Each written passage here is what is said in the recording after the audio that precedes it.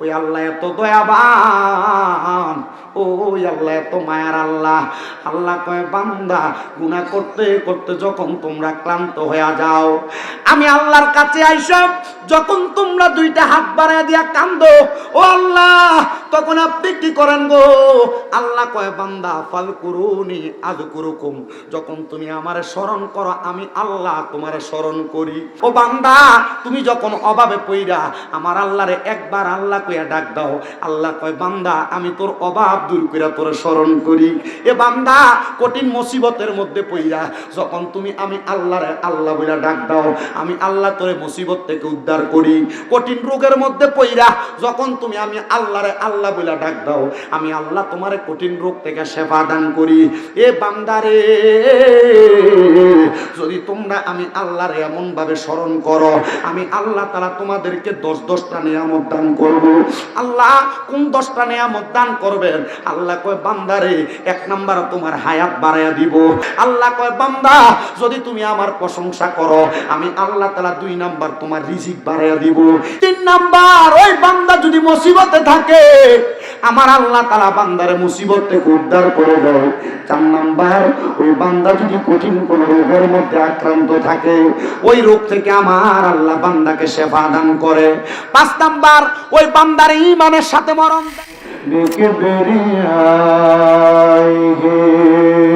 বিসুলতানিন ওয়া বিতকানিন ওয়া বিআলানিন ওয়া বায়ানিন ফি ফুরকান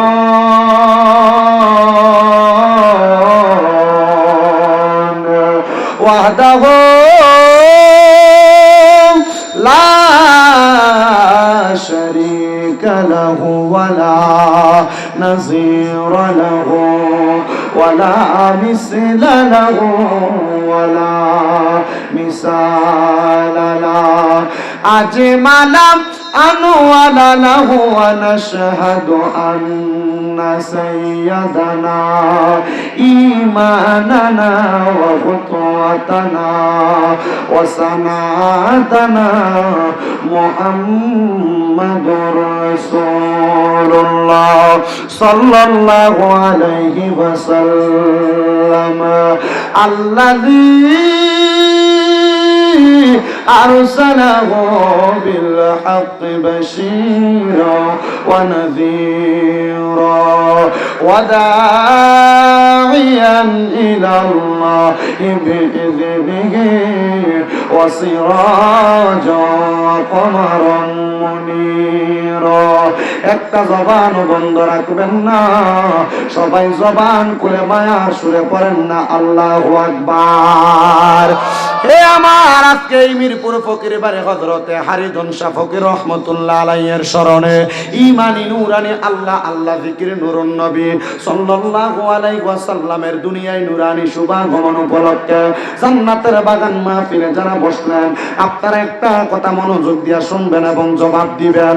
আমার আল্লাহ তাআলা জানায়া দেয় বান্দা ওয়াশকুরু নি'মাতাল্লাহি আলাইহিম ইন কুনতুম ইয়্যাহু তা'বুদুন। আল্লাহ বলে বান্দা তোমরা আমি আল্লাহর নিয়ামতের শুকরিয়া আদায় করো যদি তোমরা আমি আল্লাহর ইবাদত করো।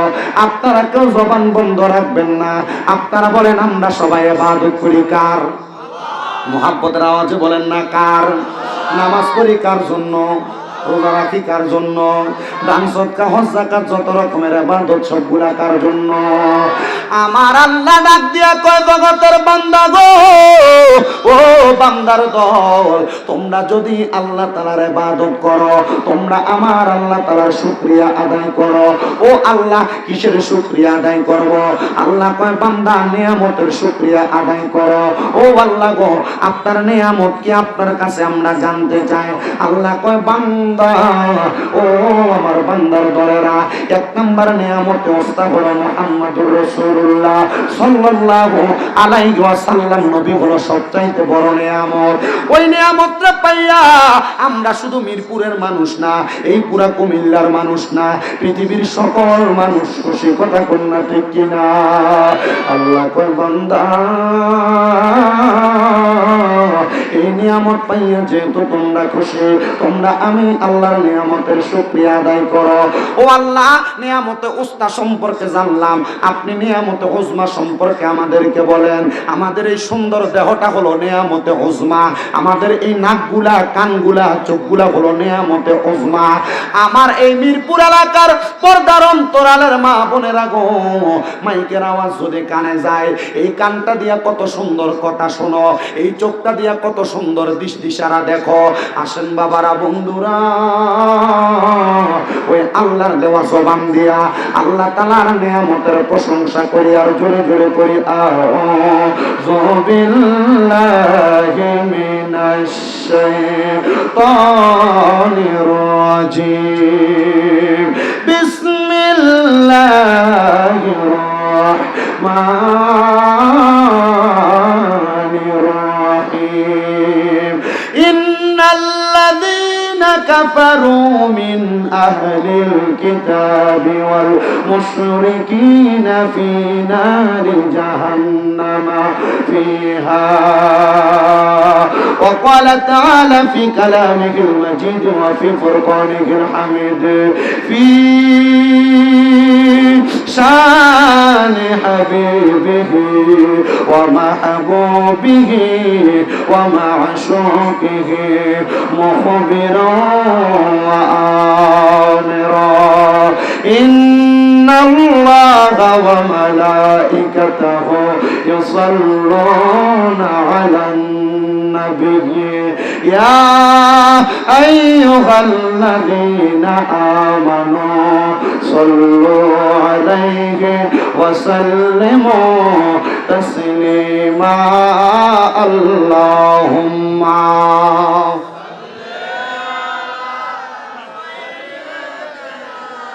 مولانا محمد وعلى آل سيدنا।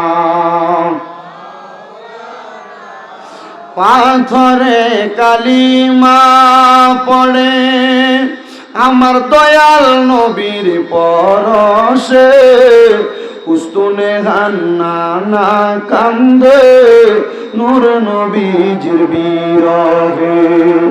নবীজির আঙ্গুলের ইশারায় চন্দ্র দুই ভাগ হয়ে যায়, ওই নবীজি কান্দেন শুয়ে সোনার মদিনায়। আল্লাহুম্মা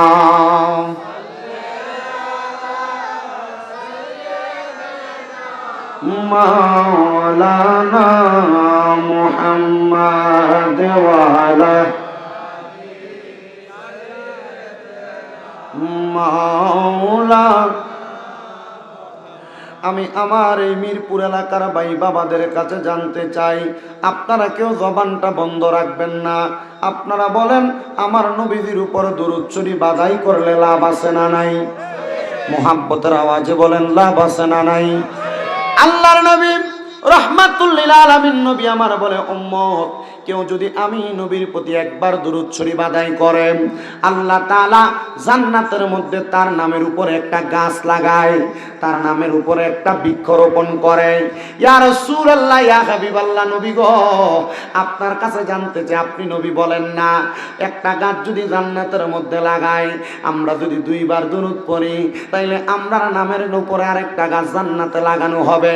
এমন ভাবে বারবার দরুদ শরীফ আদায় করার কারণে আপনার নামে, আমার নামে জান্নাতের মধ্যে কয়েকটা গাছ লাগানো হবে। আপনি আমি যখন অন্ধকার কবরে চইলা যাব গো, ওই কবরের মধ্যে যাওয়ার পরে আপনারা আমরা যদি আমাদের আমল আখলাকের কারণে দুজকি হয়ে যায়, মুহাদ্দিস আব্দুল হক মুহাদ্দিস দেহলভী রাহমাতুল্লাহ আলাইহি বলে, ওই সময় উম্মতে মুহাম্মদী আমার আল্লাহ তাআলার কাছে বলবে, ও আল্লাহ, নবীজির উপর একবার দরুদ শরীফ আদায় করার কারণে আপনি না জান্নাতের মধ্যে একটা গাছ লাগাইছেন, তো আমরা তো বারবার নবীর উপর দুরূদ শরীফ আদায় করেছি। আমাদের তো জান্নাতের মধ্যে একটা গাছের বাগান থাকার কথা। ওই সময় আপনাকে আমাকে জান্নাতের বাগানের মধ্যে নিয়ে যাওয়া হবে, আর বলবে বান্দা এই বাগানটা সেই বাগান যেই বাগানের আশা তুমি দুনিয়া থেকে কবরে আসার আগে করেছিলা। মানে তুমি নামাজ আদায় করার আগে, নামাজ আদায় করার পরে নবীজির উপর প্রাণ ভরে দুরূদ ও সালাম আদায় করেছো। এই জন্য তোমার একটা বৃক্ষের বাগান তোমার জন্য নির্ধারণ করা হয়েছে। তখন আপনাকে আমাকে ওই বৃক্ষের বাগানের মধ্যে ঢুকিয়ে দিবে, আর জিবরাইল ফেরেশতা বলবে এ বান্দা জান্নাতের মধ্য থেকে বের হয়ে যাও। এবার বান্দা আমার আল্লাহ তাআলার কুদরতি কদমের মধ্যে সেজদা প্রদান করবে, আর ডাক দিয়ে বলবে আল্লাহ আমি আমার আমলের কারণে দুজকি, আমি আমার আমলের কারণে জান্নাতে যাইতে পারবো না। তবে আপনি আল্লাহ তাআলা একবার নবীজির উপরে দুরূদ শরীফ আদায় করার কারণে আমার নামের উপরে এতগুলা গাছ লাগাইছেন, আল্লাহ আমি আমার গাছের নিচে থেকে সরতে পারবো না। তখন আপনাকে আমাকে ওই গাছের বাগানের মধ্যে রেখে দেওয়া হবে। আরে জান্নাতের বাগানে যে গাছ আপনার নামে লাগানো হবে, আমার আল্লাহ তো সবচাইতে বড় ইনসাফ দাতা। আল্লাহ বলবে বান্দা তোমার নামের গাছটা তোমার নামের জায়গার মধ্যে লাগানো হয়েছে, বান্দা জান্নাতের মধ্যে থাকো। ধরে বলেন সুবহানাল্লাহ। তাহলে সবাই মুহাব্বত নিয়ে জোরে দুরূদ শরীফ পড়েন আল্লাহুম্মা সাল্লি দেনা মুহাম্মাদ নাবিয়ানা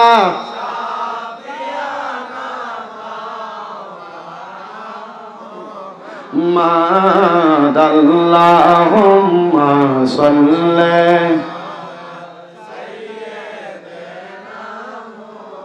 মুহাম্মাদ নাবিয়ানা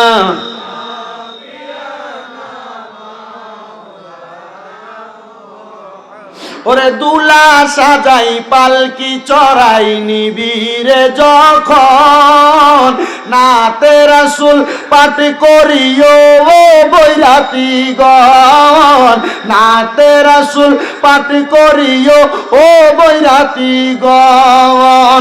দিবি তুলে নবীর কুলে কান্না বিলাপ করিস না, কাফনে দিস নবীজির নাম বলিস না রে বলিস না, কাফনে দিস নবীজির নাম বলিস না রে বলিস না। আমি হঠাৎ করে গেলে মরে, হঠাৎ করে গেলে মরে, কাঁদিস না কেউ কাঁদিস না, কাফনে দিস নবীজির নাম বলিস না রে বলিস না। আল্লাহুম্মা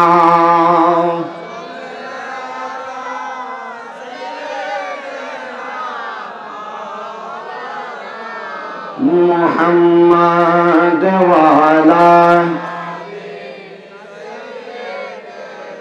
মাওলানা লা ইলাহা ইল্লাল্লাহ লা ইলাহা ইল্লাল্লাহ লা ইলাহা হাসবি রব্বি জাল্লাল্লাহ পড়েন মাফি গায়রুল্লাহ পড়েন হাসবি রব্বি জাল্লাল্লাহ মাফি কলবি গায়রুল্লাহ। নূরে মুহাম্মদ পড়েন নূরে মুহাম্মদ লা ইলাহা ইল্লাল্লাহ লা ইলাহা আল্লাহ আদম হাওয়া বানাইলা তুমি বেহেশতের মাঝে রাখিলা, বলেন আদম হাওয়া বানাইলা আল্লাহ বেহেশতের মাঝে রাখিলা। আবার হিকমতে গন্ধ মে খাওয়াইয়া হিকমত ইয়া দুনিয়াতে পাঠাইলা লা ইলাহা ইল্লাল্লাহ লা ইলাহা আল্লাহ কাউরে বানাইলা সফিউল্লাহ। মারহাবা কোন না? আল্লাহ তাআলা হযরতে আদম আলাইহিস সালাতু ওয়াস সালামকে সফিউল্লাহ উপাধি দিয়েছেন। আল্লাহ তাআলা বড় মহব্বত করে আমাদের নবী মুহাম্মদ মুস্তাফা সাল্লাল্লাহু আলাইহি ওয়াসাল্লাম ওনাকে উপাধি দিয়েছেন হাবিবুল্লাহ। মারহাবা পড়েন, মহব্বত নিয়ে পড়বেন। খবর পাইলাম পার্শ্ববর্তীর একটা মাহফিল, আপনাদের এখানে, আপনারা যারা এখানে বসছেন, আমি আয়েশা মাহফিলের পরিবেশ দেখে অবাক হয়ে গেছি। হুজুর মূল্যবান তকরির করেছেন আপনাদের কাছে, যে বিষয়গুলো আপনাদের অত্যন্ত জানা প্রয়োজন। কিন্তু দেখলাম মানুষ দোকানে, বাড়ি ঘরে, রাস্তায় ঘোরাফেরা করছে। একটা জিনিস চিন্তা করলাম, মানুষ বাহিরে ঘোরাফেরা করার এখানে কয়েকটা কারণ আছে। তার মধ্যে এক নম্বর কারণ হলো যে বক্তা ওয়াজ করতেছে, বক্তা একবার পরিচিত, সবসময় দেখে, ঠিক না? দুই নাম্বার, যে কথাগুলো বলতেছে এই কথাগুলোকে মানুষ একবারে স্বাভাবিকভাবে নিচ্ছে, আরে কি হইব বলতেছে আর কি, ঠিক না? কিন্তু উনি যে কথাগুলো বলছে এই কথাগুলো দামি কথা। আপনারা এখানে বসছেন, কিন্তু আপনারা কথাগুলোকে গুরুত্বভাবে যারা নিয়েছেন নিছেন। কিন্তু অনেকে মনে করছেন যে হুজুর কথা বলতেছে, আমি কথাগুলো শুনতেছি, কোনো রকম চললেই হইল। আমরা এখানে যারা বসবো, যারা কথা শুনবো, ধৈর্য সহকারে মনোযোগ সহকারে শুনবেন। শুধু এতটুক মনে রাখবেন, এখান থেকে যা শিখবেন তা যেন আমাদের আমলিক জিন্দিগিতে বাস্তবায়ন হয়। পড়েন আল্লাহুম্মা আমিন, আরো জোরে পড়েন আমিন। একজন আরেকজনের মুখের দিকে তাকায় আছেন, একজন একজনের দিকে তাকাচ্ছেন, একটু মহাব্বত নিয়ে অন্তরটাকে উজাড় করে দিয়ে পড়বেন। আল্লাহ তাআলা যেন আমাদের এই পড়াটাকে কবুল করেন। আরো করে পড়েন আমিন। একটু মহাব্বতে বলেন, তুমি কাউরে বানাইলা সফিউল্লাহ, কাউরে বানাইলা খলিলুল্লাহ, মোরে নবীকে দয়া করে, মোরে রে বানাইলা হাবিবুল্লাহ, লা ইলাহা ইল্লাল্লাহু লা ইলাহা, আইরে নামাজ রোজা চাই রহনা, কেহ মা বাবার খেদমত চাই রহনা, আমার নবীর দরুদ বইল না, বলেন নবীর, আমার নবীও তোমায় বলবে না, লা ইলাহা, আইরে অনেক দূরে মদিনা, আমরা কেমনে যাব জানি না। আপনারা বলেন মিরপুরের মানুষ মদিনা যাইতে চাই কি চাই না?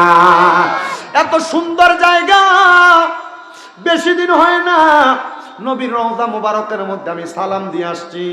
আমি আমার নবীজির রওজা মুবারকের সামনে দাঁড়ায়া 7 দিনের মধ্যে 5 ওয়াক্ত নামাজের পরে আমি আমার নবীর রওজা মুবারকের মধ্যে সালাম দিলাম।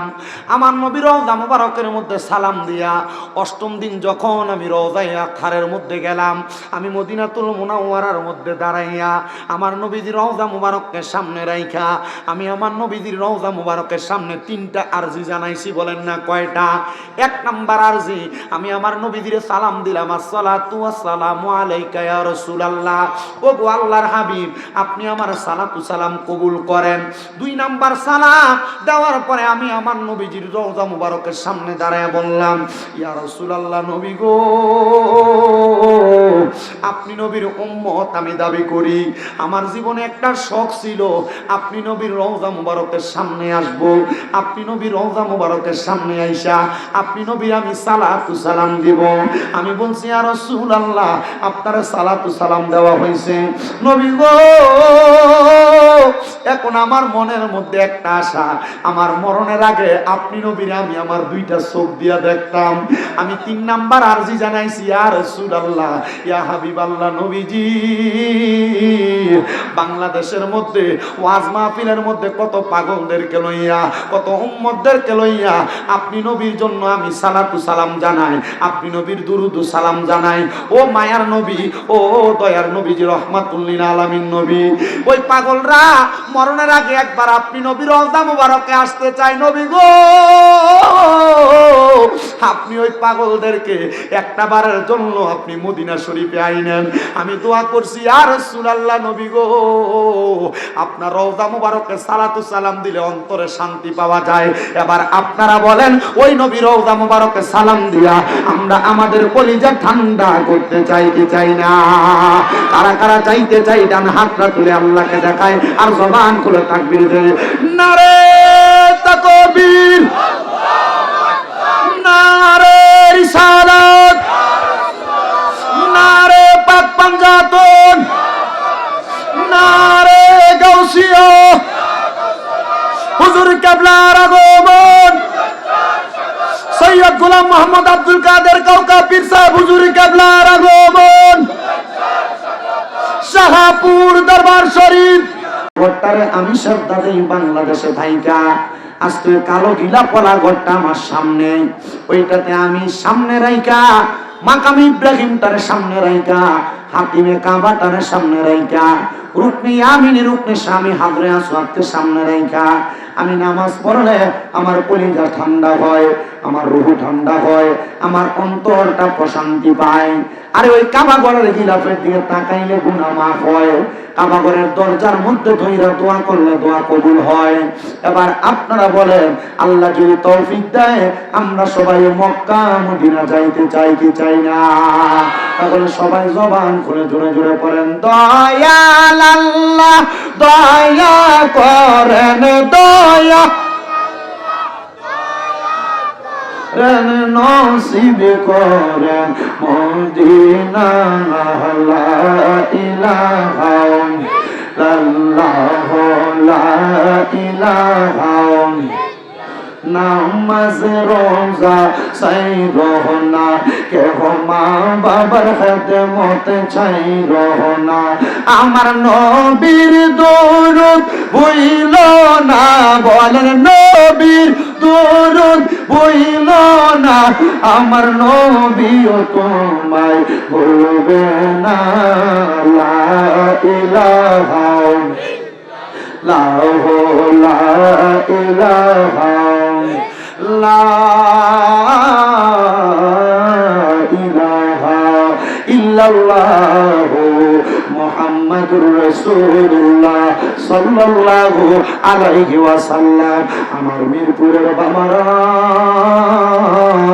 ও সুবর্ণপুর খানবাড়ি পুকুর পার মাজান সংলগ্ন এই জান্নাতের বাগানে আগন্তুক আমার ভাইয়েরা, বাবারা, বন্ধুরা, আপনারা যারা মাহফিলের মধ্যে বসলেন, মাহফিলের মধ্যে আপনাদের জন্য সুন্দর তাবারুকের ব্যবস্থা করা হয়েছে। যদি আমি আপনাদেরকে প্রশ্ন করি, ও বাবারা, আপনারা কেন মাহফিলের মধ্যে বসলেন? আপনাদেরকে সুন্দর তাবারুক দিবে এই জন্য। বলবেন হুজুর না, আপনারা কেন মাহফিলে বসলেন? একজন দাড়ি পাকা বয়স্ক বাবার যদি প্রশ্ন করা হয়, উনি বলবে, হুজুর আমি জীবনে এত গুনাহ করলাম, আমার গুনার খবর আমার সন্তান জানে না, আমার গুনার খবর আমার স্ত্রী জানে না। যদি আমার ফুতে আমার গুনার খবর জানতো, আমি বাপরে বাপ পরিচয় দিত না। আরে যুবক ভাইরা, একটা বার চিন্তা করো, তোমার জীবনের গুনার খবর যদি তোমার মা জানতো, তুমি ফুতরে ফুত কইয়া পরিচয় দিত না। সবার কথা বাদ দিলাম, আমি শামীম রাজার গুনাহ যদি আপনারা দেখতে, এই সুবর্ণপুর এলাকার মধ্যে আমার আপনারা জায়গা দিতেন না, মাহফিলে পয়সা দুইটা কথা বলতে দিতেন না। আপনারা বলেন, বাবারা, আমরার গুনাহগুলা গোপন রাখছে একজন, তিনি কে? ওগো আল্লাহ, এত গুনাহ যে করলাম, আপনি তো আমার গুনার কারণে আমার রিজিক বন্ধ করলেন না? একবার চিন্তা করো রে সুবর্ণপুরের মানুষ, একটা মানুষ যদি কোনো অফিস আদালতে চাকরি করে, একদিন না গেলে ওই ব্যক্তির একদিনের বেতন কাইটা রাখা হয়। একদিন যদি ডিউটির মধ্যে না যায়, একদিনের বেতন কাইটা রাখা হয়। ও আমার আল্লাহ, আমরা তো তোমার বান্দা দাবি করি, আমরা তো মসজিদের মধ্যে 5 ওয়াক্ত নামাজের আযান হয়, আমরা তো মসজিদের মধ্যে প্রবেশ করি না। আল্লাহ, আমরা তো রোজা রাখি না, আমরা তো দুনিয়াতে তোমার ইবাদত করি না। ও আল্লাহ, তুমি তো আমরার খানা বন্ধ করে দাও নাই, এত সুন্দর দেহ দিলা। আল্লাহ গো, ওই আমার হাতটা চলাচল করা তো বন্ধ করলা না? করছে? কথা কোন করছি? ও মুসলমান, একটু গভীর মনোযোগ দিয়ে বয়ানটা শ্রবণ করবেন। আল্লাহ তাআলার ইবাদত না করার সত্ত্বেও আল্লাহ আমার চোখগুলা কানা করে নাই, আল্লাহ আমার কানে শোনা বন্ধ করে নাই, আল্লাহ আমার পা গুলা ল্যাংড়া তুর বানায় নাই। ও আল্লাহ, কেন? আল্লাহ কয়, বান্দা লা তাকুনা তুমি রাহমাতিল্লাহ, আমি আল্লাহর রহমত থেকে তোমরা নিরাশ হও না। ইন্নাল্লাহা ইয়াগফিরুয যুনুবা জামিআ, নিশ্চয়ই তিনি আল্লাহ যিনি সকল প্রকার গুনাহগুলা ক্ষমা করে দেয়। ইন্নাহু হুয়াল গফুরুর রহিম, নিশ্চয়ই তিনি আল্লাহ যিনি ক্ষমাশীল এবং দয়ালু। ও মুসলমান, একটাবার চিন্তা করেন, সুবর্ণপুর এলাকায় কোন মানুষ যদি চুরি করে, রাস্তা দিয়ে যাওয়ার সময় মানুষ তারে বালা মানুষ বলে না, চোর বলে? আল্লাহ, আমি যে নামাজ পড়ি না, কই তুমি তো আমার কপালে লেখা দাও না আমি বেনামাজি। মানুষ আমারে দেখলে বেনামাজি কইয়া ডাকতো। আল্লাহ, আমি যে মিথ্যা কথা বলি, কই তুমি তো আমার কপালের মধ্যে লেখা দাও না আমি মিথ্যাবাদী। মানুষ আমারে মিথ্যাবাদী কইয়া ডাকতো। ও আল্লাহ, আমি যে হারাম খাই, তুমি তো আমার কপালের মধ্যে লেখা দাও না আমি হারাম কর। মানুষ আমারে হারাম কর কইয়া ডাকতো। ওই আল্লাহ এত দয়াবান, ওই আল্লাহ এত মায়ার আল্লাহ। আল্লাহ কয়, বান্দা গুনাহ করতে করতে যখন তোমরা ক্লান্ত হয়ে যাও, আমি আল্লাহর কাছে আইসা যখন তোমরা দুইটা হাত বাড়ায় দিয়া কান্দো, ও আল্লাহ, তখন আপনি কি করেন গো? আল্লাহ কয়, বান্দা ফালকুরুনি আযকুরুকুম, যখন তুমি আমারে স্মরণ করো আমি আল্লাহ তোমারে স্মরণ করি। আমরা স্মরণ করি আল্লাহ আল্লাহ বইলা, আমরা স্মরণ করি লা ইলাহা ইল্লাল্লাহ বইলা, আমরা স্মরণ করি সুবহানাল্লাহ বইলা, আমরা স্মরণ করি আলহামদুলিল্লাহ বইলা। আল্লাহ, আপনিও কি আমাদেরকে বান্দা বান্দা বইলা স্মরণ করেন? না রে বান্দা না। তাফসীরে জালালাইন শরীফের লেখক আল্লামা জালালউদ্দিন সুয়ুতী রহমাতুল্লাহ আলাইহি, আল্লামা জালালউদ্দিন মুহল্লী রহমাতুল্লাহ আলাইহি তাফসীরে কানজুল ঈমান নূরুল ইরফানের মধ্যে আল্লামা মুহাম্মদ ইয়ারকান নঈমী রহমাতুল্লাহ আলাইহি বলতেছে, বান্দা তুমি তো আল্লাহরে আল্লাহ বইলা স্মরণ করো, আমার আল্লাহ তোমারে বান্দা বইলা স্মরণ করে না। ও বান্দা, তুমি যখন অভাবে পইরা আমার আল্লাহরে একবার আল্লাহ কইয়া ডাক দাও, আল্লাহ কয়, বান্দা আমি তোর অভাব দূর কইরা তোরে স্মরণ করি। এ বান্দা, কঠিন মুসিবতের মধ্যে পইরা যখন তুমি আমি আল্লাহরে আল্লাহ বইলা ডাক দাও, আমি আল্লাহ তোরে মুসিবত থেকে উদ্ধার করি। কঠিন রোগের মধ্যে পইরা যখন তুমি আমি আল্লাহরে আল্লাহ বইলা ডাক দাও, আমি আল্লাহ তোমারে কঠিন রোগ থেকে সেবা দান করি। এ বান্দারে, যদি তোমরা আমি আল্লাহরে এমন ভাবে স্মরণ করো, আমি আল্লাহ তাআলা তোমাদেরকে 10টা নিয়ামত দান করব। আল্লাহ কোন 10টা নিয়ামত দান করবেন? আল্লাহ কয়, বান্দারে 1 নাম্বার তোমার হায়াত বাড়ায়া দিব। ও মুসলমান, আপনাদের সুবর্ণপুর এলাকায় কোন মানুষ যখন হার্ট অ্যাটাক করে, কোন মানুষ যখন স্ট্রোক করে, ওই মানুষটাকে ঢাকা লেভেট হসপিটালের মধ্যে নিয়ে যাওয়া হয়। সর্বনিম্ন 65 থেকে 1,25,000 টাকা আইসিইউর বিল দেওয়া লাগে 24 ঘন্টার জন্য। কিন্তু আল্লাহ কয়, বান্দা, ও বান্দা, তুমি যখন আমার প্রশংসা করো, আমি আল্লাহ তাআলা তোমার হায়াতটা বাড়াইয়া দেই। কই 1,60,000 টাকা, 1,50,000 টাকা তো আইসিইউর বিল দেওয়া লাগে না, আল্লাহ অটোমেটিক আমার হায়াত বাড়াইয়া দেয়। আল্লাহ কয়, বান্দা, যদি তুমি আমার প্রশংসা করো, আমি আল্লাহ তাআলা 2 নাম্বার তোমার রিজিক বাড়াইয়া দিব। ইনকাম করেন, বরকত হয় না। আপনি টেনশন করতে করতে সিগারেট জ্বালায়া টানেন, বলে কেন সিগারেট খান বলে টেনশন করে সিগারেট খাই। না রে বান্দা না, যদি তুমি এমন টেনশনের সময় কামাই রুজি নাই, যদি আমার আল্লাহর কাছে 5 ওয়াক্ত নামাজের পাশাপাশি তাহাজ্জুদের নামাজের মুসল্লাটা বিছায়া গভীর রজনীতে ডাক দিয়া কইতে, আল্লাহ আমার ইনকাম নাই, তুমি আমার ইনকামের বরকত দিয়া দাও। আল্লাহ কয় বান্দা আমারে স্মরণ করলে বরকত দিতাম। কিন্তু আমরার মুসলমান এগুলা করে। আল্লাহ তাআলা 10টা নিয়ামত দেয় রে বান্দা, 10টা নিয়ামত দেয়। 3 নাম্বার, ওই বান্দা যদি মুসিবতে থাকে আমার আল্লাহ তাআলা বান্দারে মুসিবত থেকে উদ্ধার করে দেয়। 4 নাম্বার, ওই বান্দা যদি কঠিন কোন রোগের মধ্যে আক্রান্ত থাকে ওই রোগ থেকে আমার আল্লাহ বান্দাকে শেফা দান করে। 5 নাম্বার, ওই বান্দার ঈমানের সাথে মরণ দেয়। সুবর্ণপুর এলাকার কত মানুষ মারা গেল, মারা যাওয়ার সময় বিছনার মধ্যে প্রস্রাব পায়খানা করে দিল, মারা যাওয়ার সময় নাকে মুখে দিয়া রক্ত বাহির হইল, মারা যাওয়ার সময় জিহ্বাটা বাহির করে কামড় দিয়া দিল, মারা যাওয়ার সময় মানুষটা চোখটি উল্টে দিল। এমন মরণ আপনাদের এলাকায় অনেক মানুষ মরছেনি। কত মানুষ মারা যায় একবারও তো চিন্তা করলেন না কেন মানুষটা মারা যায়? ইমাম সাহেবের কাছে দেয়া শুধু মরার খবরটা মাইকে বলার কথা বলেন। যাই কইবেন ইমাম সাহেব আমাদের এলাকার আব্দুর রহিম আব্দুল করিম মারা গেছে, তে তো মারা যাওয়ার সময় জিহ্বার ভিতরে কামড় দিয়া মইরা গেছে, তার তো চোখ দিয়ে উল্টে গেছে, তার তো নাকে এবং মুখে দিয়া রক্ত বাইর হইছে। ও হুজুর, তে তো বিছনার মধ্যে প্রস্রাব পায়খানা করছে। এই প্রশ্নটা নবীর প্রখ্যাত সাহাবী হযরত জাবের ইবনে সামুরা রাদিয়াল্লাহু তাআলা আমার নবীরে কই, ইয়া রাসূলুল্লাহ মানুষ কেন এমন কষ্ট পায় মারা যায় আপনার কাছে জানতে চাই। আমার নবী কয়, আজরাইল যখন ওই মানুষটার সামনে আসে রে, আজরাইল আসার আগে ওই মানুষটার সামনে 2টা ফেরেশতা আগমন করে।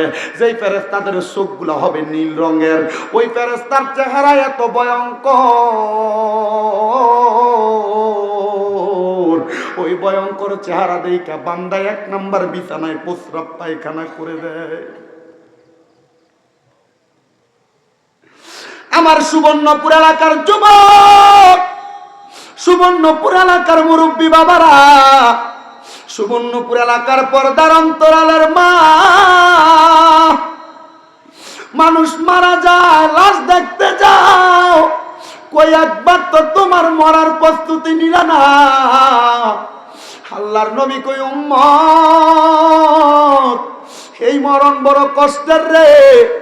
ওই 2 ফেরেশতা বাবের ফেরেশতা, ওই ফেরেশতার চেহারা দিয়ে তাকাইলে বান্দা বিছানার মধ্যে ভয়ে প্রস্রাব পায়খানা কইরা দেয়।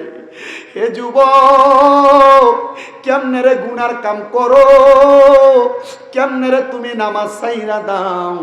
একবার চিন্তা করো মরার সময় তোমারে কত কষ্ট দেওয়া হবে।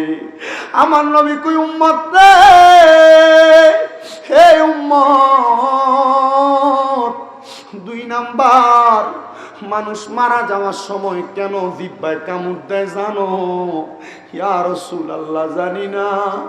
নবী আমার কয়, আজরাইল যখন সামনে আসে রূহটা কবজ করার সময় ওই বান্দার বুকের মধ্যে হাত দেয়, এত ওজন লাগে রে বান্দা বুঝে না, মনে হয় সমস্ত পৃথিবীর পাহাড়গুলা মনে হয় বান্দার বুকের উপর চাপায়া দিছে।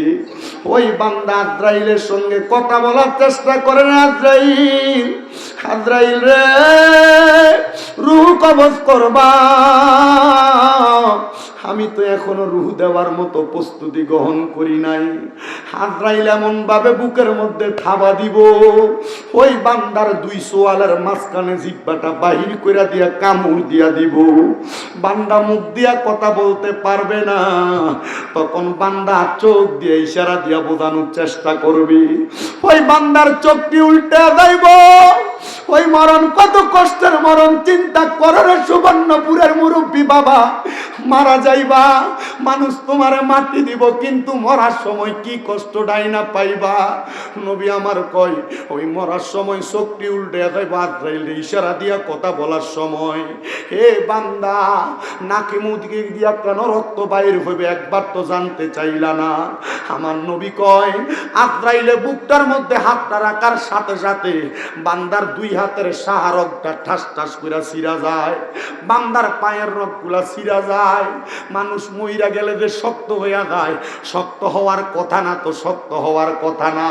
কারণ আজরাইলের হাতের থাবাটা পাইয়া মানুষের হাতের রগ পায়ের রগগুলা ছিঁড়া যায়, গাড়ের শাহরগগুলা ছিঁড়া যায় রে। সুবর্ণপুরের মানুষ তখন রক্ত আর চলাচল করতে পারে না, রক্তগুলা নাক এবং মুখ দিয়া বাইরে হইয়া যায়। ও নবী গো, এমন কষ্ট পাইয়া কারা মারা যায়?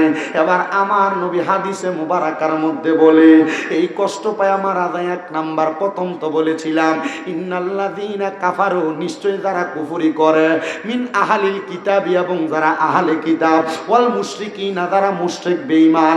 আল্লাহর নবী কয়, শোনো জগতের মানুষ, ওয়াল মুশরিকিনা ফি নারি জাহান্নামা খালিদিনা ফিহা। ওই মানুষগুলা যখন মারা যায় রে, মারা যায় রে, মারা যায়, মারা যাওয়ার পরে মানুষগুলার জাহান্নামের মধ্যে দেওয়া হয়। ও আল্লাহ, তারা কারা? আল্লাহ কয়, উলাইকা হুম শাররুল বারিয়া। ওই মানুষগুলা হইল সমস্ত পৃথিবীর নিকৃষ্ট মানুষ, সমস্ত পৃথিবীর নিকৃষ্ট মানুষ। ও মুসলমান, মরার কথাটাই না শুনলা? আপনারা যদি কষ্ট করে বসেন, পুরাটা বয়ান আপনাদেরকে শোনায়া দিয়া যাব। ওই মানুষটার রুহু কবজ করার পরে আজরাইল ফেরেশতা ওই মানুষটার রুহুটা হাতে নেয় না রে, ওই মানুষটার রুহুটা আজরাইল ফেরেশতা হাতে নেয় না। যেই দুইটা ফেরেশতা নিমসো কলা ওই বান্দার সামনে আসে, ওই দুইটা ফেরেশতা ওই বান্দার রুহুটারে হাতের মধ্যে নিব, হাতের মধ্যে নিয়া দুইটা ফেরেশতার নাকের মধ্যে তারা রুমাল দ্বারা, কাপড় দ্বারা এইভাবে দিয়া রাখবো। ও ফেরেশতা, কেন নাকের মধ্যে রুমাল লাগাই না? ফেরেশতারা জবাব দেয়, এই বান্দা গুনাহ করতে করতে, নামাজ না পড়তে পড়তে, বদ কাজ করতে করতে, হারাম টাকা খাইতে খাইতে, সুদের টাকা খাইতে খাইতে, গোশের টাকা খাইতে খাইতে, পরের হক খাইতে খাইতে বান্দার রুহুটা দুর্গন্ধযুক্ত রুহু হয়ে গেছে। এবার আপনারা বলেন, এই সুবর্ণপুর এলাকায় সুদখোর আছে না নাই? হারামখোর আছে না নাই? পরের হক মাইরা খাওয়াই না আছে না নাই? জমি দখল করি না আছে না নাই? গীবতখোর আছে না নাই? এমন অপরাধীর অভাব নাই। শুধু সুবর্ণপুর না, আমার এলাকায়ও আছে, সারা বাংলাদেশের সব এলাকায় এমন দুই একটা সুদখোর আছে, সুদও খায়, লম্বা লম্বা কত কয় এমন লোক, কথা কয় না? আবার আপনারা এদেরকে নিয়ে মসজিদ কমিটির সভাপতি বানান, এদেরকে ধরে নিয়ে মসজিদের সেক্রেটারি বানাই, এরা এলাকার সর্দার বানাই, কথা কোন ঠিক কিনা?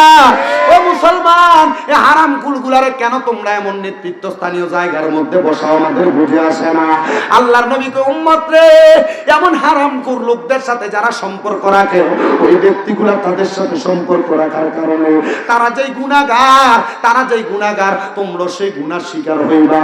এবার আপনারা বলেন বাবারা, আমরা সবাই আল্লাহ তাআলার কাছে অধিক পরিমাণ রহমত পাইতে চাই কি চাই না? মুসলমান, কি বৃষ্টি নাকি? কি তো মারহাবা কম, ঠান্ডার সময় কি বিষয় আমি দিই, এটা রহমত। মারহাবা কন। আল্লাহ খুশি হইলে কয় জিনিস দেয়? জোরে কন, কয় জিনিস? বৃষ্টি, কন্যা সন্তান, মেহমান। মারহাবা, বৃষ্টি পেয়ে গেছে, এটা তো আল্লাহর একটা রহমত। মারহাবা কন। মেহমানও তো আসছে, আলে রসুল হযরতে সৈয়দ আহমদ পেয়ারা বাগদাদি হুজুর কেবলার শাহজাদা হুজুর আসছেন না? এটা তো মেহমান, এটা আমাদের থেকে বড় মেহমান না? মারহাবা কন্যা। কন্যা সন্তান, যারা কন্যা সন্তান আছে, এটা তো আলহামদুলিল্লাহ। কে জানো, হয়তো বা সুবর্ণপুর এলাকার কোনো দিক দিয়া কোনো মহিলার গর্ভ থেকে একটা কন্যা সন্তান আগমন হয়তো করছে, আল্লাহ হয়তো এই মাহফিল, আল্লাহর ওলির মাহফিল কবুল করছে। আমিন কন। আস্তে আমিন কইছে, আরো বড় কোন আমিন বলেন। শুকরিয়া শুকরিয়া শুকরিয়া জানাই, তুমি কত বড় মহান আল্লাহ, দয়ার সীমা নাই। বলেন শুকরিয়া শুকরিয়া শুকরিয়া জানাই, তুমি কত বড় মহান আল্লাহ, দয়ার সীমা নাই। তুমি পাহাড় ভাঙ্গা সাগর কর, সাগরে বইরা নগর কর, পাহাড় ভাঙ্গা সাগর কর, সাগরে বইরা নগর কর, ধনীরে গরিব বানাও, ফকিরকে বাদশাহ। শুকরিয়া শুকরিয়া শুকরিয়া জানাই, তুমি কত বড় মহান আল্লাহ, দয়ার সীমা নাই। তুমি কত বড় আল্লাহ তোমার দয়ার নাই পারাপার, ও মহান আল্লাহ পরওয়ার তোমার দয়ার নাই পারাপার, ও মহান আল্লাহ পরওয়ার দয়া ভরা তামাম জাহান যেদিকে তাকায় শুকরিয়া শুকরিয়া শুকরিয়া জানাই, তুমি কত বড় মহান আল্লাহ দয়ার সীমা নাই, তুমি কত বড় মহান আল্লাহ দয়ার সীমা নাই। একটা জবান বন্ধ রাখবেন না, জবান খুলে উচ্চ কণ্ঠে জোরে পড়েন আল্লাহু আকবার। এর আগে যে এখানে মাহফিল হয়েছে এই জায়গাতে তো হয়েছে না? অন্যান্য বছর কি মানুষ এভাবে আসতো না আরো বেশি আসতো? আরো বেশি। আজকে ওই আরেকটা মাহফিল আছে তো। ঠিক আছে, আমি বোঝাই আপনাদের। আপনারা এখানে যারা বসছেন আমার চিনেন, যারা ইউটিউবে দেখছেন চিনেন। আমার বাড়ি কিন্তু কুমিল্লা, কুমিল্লা সদরে বাড়ি। আমি মূলত আমরা কুমিল্লা শহরের ভিতরে বা সদর এলাকাত আমি মাহফিল দেই না, কারণ মাহফিল এলে কল দিলে আমরা কুমিল্লা শহর এলাকার মাহফিল কমিটির অভ্যাস হইল এরা বক্তারা দাওয়াত দিয়ে বিরিয়ানি খাবা। কি দেখাবা? বিরিয়ানি খাবা। মানে এরা মনে করবো হুজুর মানুষ বিরিয়ানি খাইয়া মানুষ হোক, কিন্তু আমাদের প্রত্যেকদিন রাত্রে বিরিয়ানি খেয়ে এরা জানে। 2 নম্বর খাসিয়ত, দাওয়াত দিত যখন ফোন দেয় হুজুর আপনার বাড়ির কাছে দাও মাহফিলটা রেখে দেন। 2 নম্বর খাসিয়ত। 3 নম্বর খাসিয়ত, আমাদের কুমিল্লাতে আলেম ওলামা আসে, হুজুর আসে কথা সত্য। মাহফিলের পরিবেশ, মাহফিল কমিটি থাকে এলোমেলো। কি মেলো? যেটা আমি আইসা আপনাদের এখানে আজকে পাইছি। আমি কাউরে কিছু বলা আমার উদ্দেশ্য নয়। আমার উদ্দেশ্য হলো এমন, আপনি এমন তৎপর থাকবেন, এলাকায় ওলামায়ে কেরাম আসবে, আপনি তারা সুন্দর রিসিভ করবেন, তারা সুন্দরভাবে আপনি বসাইবেন, সুন্দরভাবে আপ্যায়নশীলভাবে আবার মাহফিল স্টেজে আনবেন, ওয়াজ করবেন, নামবে, সুন্দরভাবে বিদায় দেবেন। ঠিক আছে না? আমাদের এই অঞ্চলে এগুলাতে একটু ত্রুটি আছে, এগুলাতে ত্রুটি আছে। আমার মূল কথা যেটা, আমার কথা হচ্ছে ওলামায়ে কেরামকে যখন আপনি সম্মান দিবেন, তাজিম করবেন, বিরিয়ানি ডেকছিলে শুধু টানাটানি করলে ওয়াজ মাহফিল হয় না। কথা কি বুঝতে পারছেন? শুধু তাবারুকলে টানাটানি করলে ওয়াজ মাহফিল হয় না। ওয়াজ মাহফিলে যখন এক ধারাবাহিকতায় ওয়াজ চলবে তখন মানুষ নিজে নিজে বসবে। আপনারা এত কষ্ট করে আসছেন, যদি 2-1টা কথা মনোযোগ দিয়ে না শোনেন, কথাগুলো বাড়িতে না নেন, এখানে সবাই যে 5 ওয়াক্ত নামাজ পড়েন এমন না, কিন্তু সবাই যে এখানে আছেন, বেশিরভাগ মাহফিলের প্যান্ডেলে যে মানুষ বসে এর মধ্যে 50% থাকে বেনামাজি। কি নামাজি? 50% বেনামাজি। কারণ ওয়াজ মাহফিল দিয়ে যদি হেদায়েত হইতো তাহলে এই মিরপুর মসজিদের ইমাম সাহেব প্রত্যেক জুমায় এক একটা বিষয় বয়ান করে না? এক একটা বিষয় বয়ান করার কারণে এক এক বিষয় যদি মানুষ আমল করত, এক একজন আল্লাহর ওলি হয়ে যাইত। মানুষ এগুলাতে মনোযোগী না। মানুষ দুনিয়ার পাগল, মানুষ সম্পদের পাগল, দুনিয়াদারি সম্পদ পরিবার নিয়ে মানুষ ব্যস্ত থাকতে চায়। কিন্তু আমার কথা হলো, আপনি দুনিয়া নিয়ে যে ব্যস্ত থাকলেন, কবরে যাওয়ার পর আপনি মালিককে জবাব দেওয়ার জন্য কি প্রস্তুত করছেন? শ্বশুর বাড়িতে যাওয়ার সময় মিষ্টিটা ঠিকই নেন, এই কথা কয় না? নিজের বাড়িতে আসার সময় ছোট বাচ্চা ছেলে আছে, চকলেটটা ঠিকই নেন। কবরে যে যাইবেন, কবরে যাওয়ার তো কিছু মাল আছে, সামান আছে, আপনি নিছেন? আপনারা যদি কষ্ট করে বসেন, আমি যে ওয়াজটা ধরছি এই ওয়াজটা শেষ করব। রাজি আছেন? রাজি আছেন? কষ্ট করে বসবেন।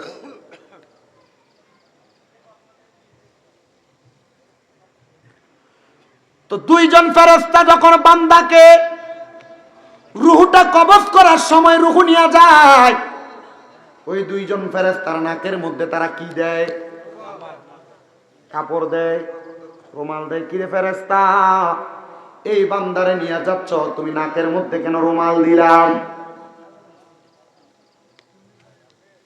ফেরেশতারা জবাব দিবে, এই বান্দা গুনাহ করতে করতে, বদ কাজ করতে করতে বান্দার রূহটা দুর্গন্ধযুক্ত রূহ হয়ে গেছে, এজন্য এই বান্দার রূহটা আমরা এমন ভাবে নিয়ে যাই।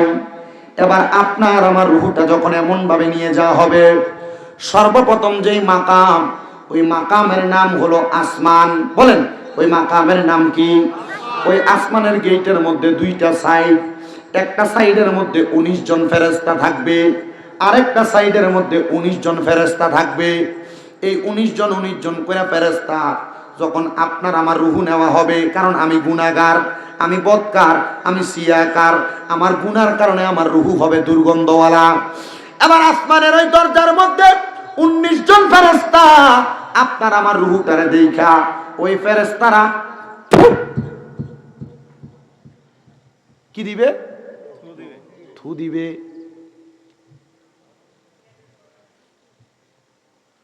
উনিশ জন ফেরেশতা আপনার দিকে থুতু নিক্ষেপ করবে। এবার ওই 2 জন ফেরেশতা জিজ্ঞাসা করবে, রে কিরে ফেরেশতার দল, থুতু কেন নিক্ষেপ করো? ডাক দিয়ে বলবে, থুতু নিক্ষেপ করার কারণ হইল একটা। বলে কি কারণ? বলে তুমি কারণটা বলো, তোমরা কেন নাকের মধ্যে রুমাল দিয়েছো? নাকের রুমাল দেওয়ার কারণ তুমি আমায় বলো, তাহলে তুমি থুতু দেওয়ার কারণ পাইবা। বলে বান্দার রুহটারে দুর্গন্ধওয়ালা, এই জন্য বান্দাটারে আমরা এমন কষ্ট দিয়ে নিয়ে যাচ্ছি, বান্দার রুহটারে নাকের মধ্যে রুমাল দিয়ে নিয়ে যাচ্ছি। এবার বন্ধু আসমানের দিকে যখন নিয়ে যাওয়া হবে, যা দেখবে আসমানের প্রথম, দ্বিতীয়, তৃতীয়, চতুর্থ, পঞ্চম, ষষ্ঠ, সপ্তম দরজা বন্ধ। ফেরেশতারা বলবে, আল্লাহ আসমানের দরজাগুলো বন্ধ, ও আল্লাহ আপনার কাছে আমি জানতে চাই এই বান্দার রূহটা আমি কোন জায়গার মধ্যে রাখবো। তখন আমার আল্লাহ তাআলা জবাব দেয়, এ বান্দা গুনাহ করার কারণে বান্দার ঠিকানা হলো জাহান্নাম, বান্দারে তুমি জাহান্নামের মধ্যে রাখো। আমি বলেছিলাম জান্নাত এমন একটা জায়গা, মুশরিকিনা ফি নারি জাহান্নামা খালিদিনা ফিহা, বান্দারে জান্নাতের মধ্যে রাখবে। সাহাবায়ে কেরাম ডাক দিয়া, ইয়া রাসূলুল্লাহ, নবী গো, ওই জান্নাতে মা জাহান্নামে মানুষ কতদিন থাকবে? একদিন, 2 দিন, 1 সপ্তাহ, 2 সপ্তাহ, 1 মাস, 2 মাস? আল্লাহর নবী কয়, না না না, এতদিন না। আমার আল্লাহ বলেছেন খালিদিনা ফিহা, ওই জাহান্নামের মধ্যে বান্দা চিরস্থায়ী বাসিন্দা হয়ে থাকবে, বের হইতে পারবে না। আল্লাহ ওই গুনাহগাররা জাহান্নামে কতদিন জ্বালাইবো? আমার আল্লাহ কয়, বান্দা ওই জাহান্নামের মধ্যে সর্বনিম্ন তুমি বান্দাদেরকে 3000 বছর জ্বালাইবো। ও বন্ধু, ওই জাহান্নামের মধ্যে 3000 বছর যে জ্বালাইবো, জাহান্নামের আগুনের রংটা লাল, আপনারে আমার ওই লাল আগুনের মধ্যে যখন জ্বালাইবো, জাহান্নামের আগুনের রংটা 1000 বছর জ্বালাইয়া ওই রংটার কালার বানাইবো সাদা। এবার আরো 1000 বছর জ্বালাইবো, এবার রংটার কালার হইব কালা। আরো 1000 বছর জ্বালাইয়া বান্দারে তাক্তা সুবরা নামক একটা জায়গার মধ্যে দাঁড় করাইবো। এবার আপনি আমি গুনাহ করার পরে ওই তাক্তা সুবরা নামক জায়গার মধ্যে যখন দাঁড়ায়া যাব, 3000 বছর পরে বান্দা কথা বলার সুযোগ পাইবা। কবরে যাওয়ার পর থেকে ফিডা শুরু, সর্বনিম্ন 3000 বছর জ্বালাইবো, এরপরে বান্দা কথা বলার সুযোগ কয় হাজার বছর? কথা কন না, কয় হাজার বছর? 3000 বছর তোমার জ্বালাইবো, এরপরে তোমার কথা বলার সুযোগ দিব। ওই জায়গাটার নাম হলো তাকাসসুর নামক জায়গা। ওই তাকাসসুর নামক জায়গার মধ্যে দাঁড় করে বলবো, বান্দা কি বলবা? 3000 বছর জাহান্নামের আগুনের মধ্যে জ্বলতে জ্বলতে, বাবা জাহান্নামের আগুন বাদ দিলাম, দুনিয়ার আগুনের মধ্যে যদি আপনার হাতে 1 মিনিট থাকে, আগুনের মধ্যে হাতটা পুইরা ছাই হয়ে যাবে, তাহলে 3000 বছর আল্লাহ কেমনে আপনারা জ্বালাইবো? আল্লাহর নবী কয়, একবার জ্বালাইবো, একবার আবার আগের মতো বানাইবো, একবার জ্বালাইবো আরেকবার আগের মতো বানাইবো, একবার জ্বালাইবো আরেকবার আগের মতো বানাইবো। আল্লাহ একবার শাস্তি দিলেও তো পারে, আল্লাহ তাআলার পক্ষ থেকে আযাবের ফেরেশতারা বলবে, এ বান্দা গুনাহ তো তুমি একবার করো নাই, গুনাহ তো বারবার করছো, মিথ্যা তো বারবার বলছো, নামাজ তো বারবার ছাড়ছো, বেয়াদবি তো বারবার করছো, এ বান্দা এই জন্য তুমি বারবার শাস্তি ভোগ করা লাগবে। ও আল্লাহ, ওই সময় যখন কথা বলার সুযোগ দিবা, বান্দা কি তখন কথা বলবে? বলে না রে না, বান্দা তখন কথা বলবে না। নবী গো, নবী গো, বান্দা তখন কি করবে? নবী আমার বলে, বান্দা 3000 বছর আগুনে জ্বলার কারণে বলবে পানি পানি পানি, 3 বার বলবে। মায়ে মায়ে মায়ে বলে 3 বার বলবে। এবার বান্দা পানির পিপাসায় আসবে, সাহাবীরা কান্দে, নবী বলে আমার মজলিসের মধ্যে 70 জন থেকে 72 জন সদস্য, সেখান থেকে 40 জন এই কথা শুই না বেহুশ হয়ে পইরা গেছে। তখন তারা যখন পানি পানি বলে কানবে, আল্লাহর নবী ডাক দিয়া কই উম্মত শুনো, তখন তাদেরকে পানি দেওয়া হবে কিনা তোমরা কি জানো? সাহাবায়ে কেরাম কয় নবী গো তাদেরকে কি পানি দেওয়া হবে? আমার নবী কয় হ্যাঁ তাদেরকে পানি দেওয়া হবে, কিন্তু দুনিয়ার পানি যেমন এমন পানি দেওয়া হবে না। আল্লাহর নবী কয় উম্মত তোমরা শুইনা লও, যেই পানি দেওয়া হবে এই পানির পাত্রটা আমরা কাঁচের গ্লাসে খাই, আমরা প্লাস্টিকের গ্লাসে খাই, স্টিলের গ্লাসের মধ্যে আমরা পানি খাই। এই পানিটাতে আমরা খাই বড় আরাম করে মজা করে পানিটা পান করি, কিন্তু কাঁচের হবে না, স্টিলের হবে না, লোহার গরম একটা পাত্র হবে পানির জগটা, পানির মগটা। ও মুসলমান, ও নবীর উম্মতের দলেরা, লোহার শুধু গরম হবে না, আপনারা কামারের দোকানে যখন কোনো কাঁচিকে দেখেন পোরাত দেয়, পোরাত গোড়ালিটা দাঁত লাগানোর জন্য, দেখবেন পোরাত দিলে কয়লা যেমন লাল ওই লোহার রংটা তেমন লাল হয়ে যায়। আপনারা আমার যেই পাত্রের মধ্যে করে পানি দিব ওই পাত্রটা ঠিক এমন লোহার গরম লাল একটা পাত্র হবে। আযাবের ফেরেশতারা ওই পাত্রটা সামনে নিয়ে আসবে, কিন্তু ওই পাত্রের মধ্যে কোনো পানি থাকবে না, পানি থাকবে না। অন্য জাহান্নামীরা জাহান্নামের আগুনের মধ্যে যে পুরাইছে, এতে রক্তগুলা পুষগুলা যে নিচে পড়ছে, ওই পাত্রের মধ্যে রক্ত এবং পুষগুলা তুইলা দিব। দুনিয়ার পানিতে একটা মশা পড়লে পানিটা আপনি খান না, ফালাইয়া দিয়া মুখটারে 2-3 বার ভালো করে ডইরা ধোন, কিন্তু আপনার ওই পানি দিব খাইতে পারবেন না। তবু আপনার পিপাসার কারণে তরল পদার্থ পাইয়া বান্দা যখন মুখে দিব, বান্দার জিহ্বা পুড়ে যাবে। বান্দা মুখে দেওয়ার সাথে সাথে বান্দার নাড়ি বুড়িগুলা পায়খানার রাস্তা দিয়ে নিচের দিকে পড়ে যাবে। ও নবী, নবী গো এমন কষ্ট তো আমরা কেউ পাইতে চাই না। নবী আমার কই উম্মত শোনো, এমন কষ্ট তো পাইবা। হাদিস শরীফে এই পানিটারে কই তিনাতুল খাবাল, কেমনে রে তোমার খাওয়াইবো ওই পানি যদি তুমি পান করো। তিরমিজি শরীফের হাদিস প্রমাণ করে বান্দা ওই পানিটা মুখের মধ্যে নিয়ে যখন পেটে দিব, বান্দার পেটের নাড়ি বুড়িগুলা উতরাইয়া বান্দার পায়খানার রাস্তা দিয়া বাইরে হইব। গুনাহ করবা সাবধান, নামাজ ছাড়বা সাবধান, হারাম খাইবা সাবধান, সুদ খাইবা সাবধান, ঘুষ খাইবা সাবধান, পরের হক মাইরা খাইবা সাবধান। যদি তুমি কবরে এমন শাস্তি পাইতে থাকো, পাওয়ার জন্য প্রস্তুত থাকো, তাইলে তুমি গুনাহ করো, অসুবিধা নাই। এ বান্দা বান্দা বান্দা যখন তুমি কবরের মধ্যে যাইবা, এবার তোমার এই শাস্তিগুলা যখন চলবে, বান্দা বারবার তোমার শাস্তি দেওয়া হবে। কেরাম কান্দে আর কই নবী গো ইয়া রাসূলুল্লাহ, নবী গো, নবী গো যারা গুনাহগার, যারা বেঈমান, যারা কাফের, যারা মুশরিক, তারা এমন কষ্ট পাবে। নবী গো যারা ভালো, যারা নামাজি, যারা মুত্তাকি, তাদের অবস্থা কেমন হবে? নবী আমার কয় এমন কঠিন অবস্থা না। মুমিন বান্দা মারা যাওয়ার আগে মুমিন বান্দার ঘর সুবাসিত হয়ে যাবে। আরে আম পাতায় জাম পাতায় কত পানি ঝরে, শেষ বিদায়ের গোসল দিব বরুই পাতার জলে। আরে সেই দিন কিন্তু নূরের নবী আইব রে, বলেন সেই দিন কিন্তু নূরের নবী আইব রে। ও মাবুদ মাওলা রে, তুমি ধীরে ধীরে ফিরে ফিরে চাইও রে। আরে আমার বিয়ার যাত্রী আমি 4 জন আর দেখি, তারা আন্দার ঘরে নামাই দিয়া দিব আমায় ফাঁকি। এটা দুনিয়ার বিয়া না, কবরে নামানোর আগে তোমার যে খাটের মধ্যে উড়াইব, ওই খাটটা কিন্তু 4 জন মানুষ কান্দিনি বাসে কয় আরে আমার বিয়ার যাত্রী আমি 4 জন আর দেখি, তারা আন্দার ঘরে নামাই দিয়া দিব তোমায় ফাঁকি। আরে ওই কবরে নূরের নবী আইব রে, বলেন ওই কবরে আইব রে। ও মাবুদ মাওলা রে, তুমি ধীরে ধীরে ফিরে ফিরে চাইও রে। সাহাবাই কেরাম একটা ডাক দিয়া কই ইয়া রাসূলুল্লাহ, নবী গো, আল্লাহু আকবার বল না, ও দয়ার নবী গো, আরে বেঈমানরা এমন কষ্ট পাইব, যারা মুমিন গো নবীজি, ওই মুমিনরা কেমনে মারা যাইব? মুমিনরা যদি এত কষ্ট পায়া মারা যায়, ও নবী গো, তার মরণের মধ্যে তো কোনো শান্তি নাই। মুমিন কেমনে মরব?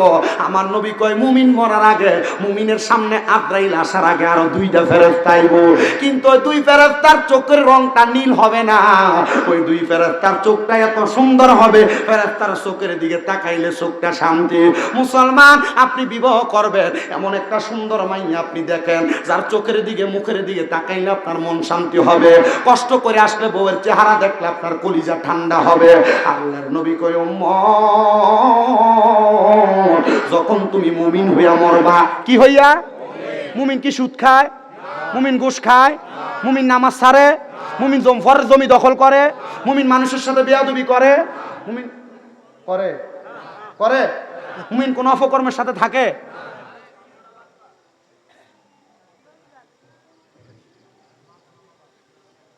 মুমিন এমন খারাপ কোন কর্মকাণ্ড করে না। ওই মুমিনের সামনে দুইজন ফেরেশতা আসবে, দুইজন ফেরেশতার মধ্যে একজন ফেরেশতার হাতের মধ্যে মেশক আম্বরের আতর থাকবে। ওমা, আরেকজন বেঈমান যখন মারা গেছে, আতর তো ছিল না, আজরাইলের মতো থাবা দিয়া ধরছে। মুমিনরে কেন এত আরাম করে ধরব? মুমিনের সামনে মেশক আম্বরের আতর নিয়ে আসবে, আরেকজনের সামনে আরেকজন ফেরেশতার হাতের মধ্যে জান্নাতি আপেল লইয়া আসবে। দুইজনের হাতে দুইটা জিনিস থাকবে। মুসলমান রে, ও নবীর উম্মতের দল, এবার মুমিন বান্দার সামনে যখন দুইটা ফেরেশতা আসবে, ছোট বাচ্চা কান্না করলে মা যখন মাথার মধ্যে হাত বুলাইয়া দেয়, ছোট বাচ্চা যেমন ভাবে ঘুমায়া যায়, মুমিন বান্দার মাথার কাছে একটা ফেরেশতা বসবে, মুমিন বান্দার নাকের কাছে আরেকটা ফেরেশতা বসবে, মাথার কাছে যে ফেরেশতা বসবে, ওই ফেরেশতা মুমিন বান্দার মাথার মধ্যে মালিশ করে দিবে, বান্দা আরামে আরামে ঘুমায়া যাবে। আজরাইল যখন মুমিন বান্দার সামনে আসবে রূহ নেওয়ার জন্য, ও বান্দা, তুমি যদি মুমিন হও, আজরাইল রে তোমার এই রূহুর মধ্য থেকে 3-4বার ফিরিয়ে দেওয়া হবে। কয়বার? রে বাগিনা কথা কইবেন, কথা কই না। মুমিন বান্দার রূহ যখন কবজ করার জন্য আজরাইল আসবে, আজরাইলকে কয়বার ফিরিয়ে দেওয়া হবে? কয়বার? গত জুমার আগের জুমা আমি হাদিস শরীফটা তেলাওয়াত করছি। বুখারী শরীফ 2য় খণ্ড 323 নম্বর পৃষ্ঠার হাদিস, আবার 687 নম্বর পৃষ্ঠায় আরেকটা হাদিস। আমি অবাক হয়ে গেলাম এই হাদিস শরীফ পড়া। বুখারী, মুমিন বান্দা যদি হয় তাহলে তার এত শান্তি? বলে হ, শান্তি। মারহাবা কোন? কয়বার ফিরিয়ে দিবে? তবে শর্ত আপনি কি হওয়া লাগবে? মুমিন নামাজ পড়ে কি পড়ে না? হালাল খায় কি খায় না? পরের হকের প্রতি লোভ করে? শর্ত মুমিন। এবার আজরাইল মুমিনের সামনে আসবে, মুমিনের বুকের মধ্যে প্রথম হাত দিবে, বুকের সামনে দিয়ে আরো দুইজন ফেরেশতা দাঁড়িয়ে যাবে। আজরাইল, মুমিনের রূহ তুমি কবজ করতে পারবে না বুক দিয়া। বলে কেন? মুমিন বান্দার বুকের মধ্যে আল্লাহ এবং তার রাসূলের ভালোবাসা মোহাব্বত আছে, এজন্য মুমিনের বুক দিয়ে রূহ কবজ করা যাবে না। ও বান্দা, বান্দার সবচাইতে আকর্ষণীয় জায়গা হলো বিওয়াজিকান নূর, এই চেহারাটা। এবার আজরাইল থাবা দিব আপনার চেহারার ভিতরে রূহ নেওয়ার জন্য। কপাল থেকে আওয়াজ আসবে, রে আজরাইল, আমি বান্দার রূহ এভাবে কবজ করবা না। বলে কেন? বলে বান্দা 5 ওয়াক্ত নামাজের মধ্যে সেজদা দিছে, পড়ছে সুবহান রাব্বিয়াল আলা, বান্দা আল্লাহ তাআলার প্রশংসা করছে, এই কপাল দিয়া বান্দার রূহ কবজ করা যাবে না। ও বন্ধু, আজরাইল আবার আপনার ডান দিক দিয়ে থাবা দিবে। কেউ কেউ বলে ডান হাতের এই ডান হাতের এই বডির অংশে, আবার কেউ কেউ বলে ডান বুকের এই অংশ দিয়ে আজরাইল থাবা দিবে। আরে এই জায়গা দিয়ে যখন থাবা দিবে, এবার ডান দিক থেকে আওয়াজ আসবে, রে আজরাইল, আমি হইলাম বান্দার দান এবং সদকা, এ বান্দা দান সদকা কইরা দুনিয়ার জমিন থেকে কবরে আসবে। বান্দারে এদিক দিয়া তুমি রুহু কবজ করতে পারবা না।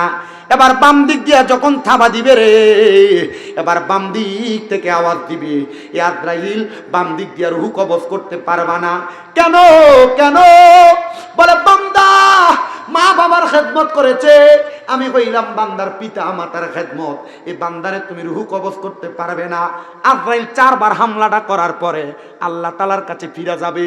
আল্লাহ, বান্দা তো মুমিন, বান্দার রুহু তো কবজ করা যায় না। আল্লাহ বলবে বান্দা কি অবস্থায় আছে তাকায়া দেখো। বলে বান্দা ওয়া নাউমাকুম সুবাতা, বান্দা তো ঘুমায় আছে সকাল হওয়া পর্যন্ত, মানে ঘুম ভাঙা পর্যন্ত বান্দা তো উঠবে না। এ আজরাইল বান্দার রুহু তখন কবজ করবা বান্দা যখন ঘুম থেকে জাগ্রত হবে।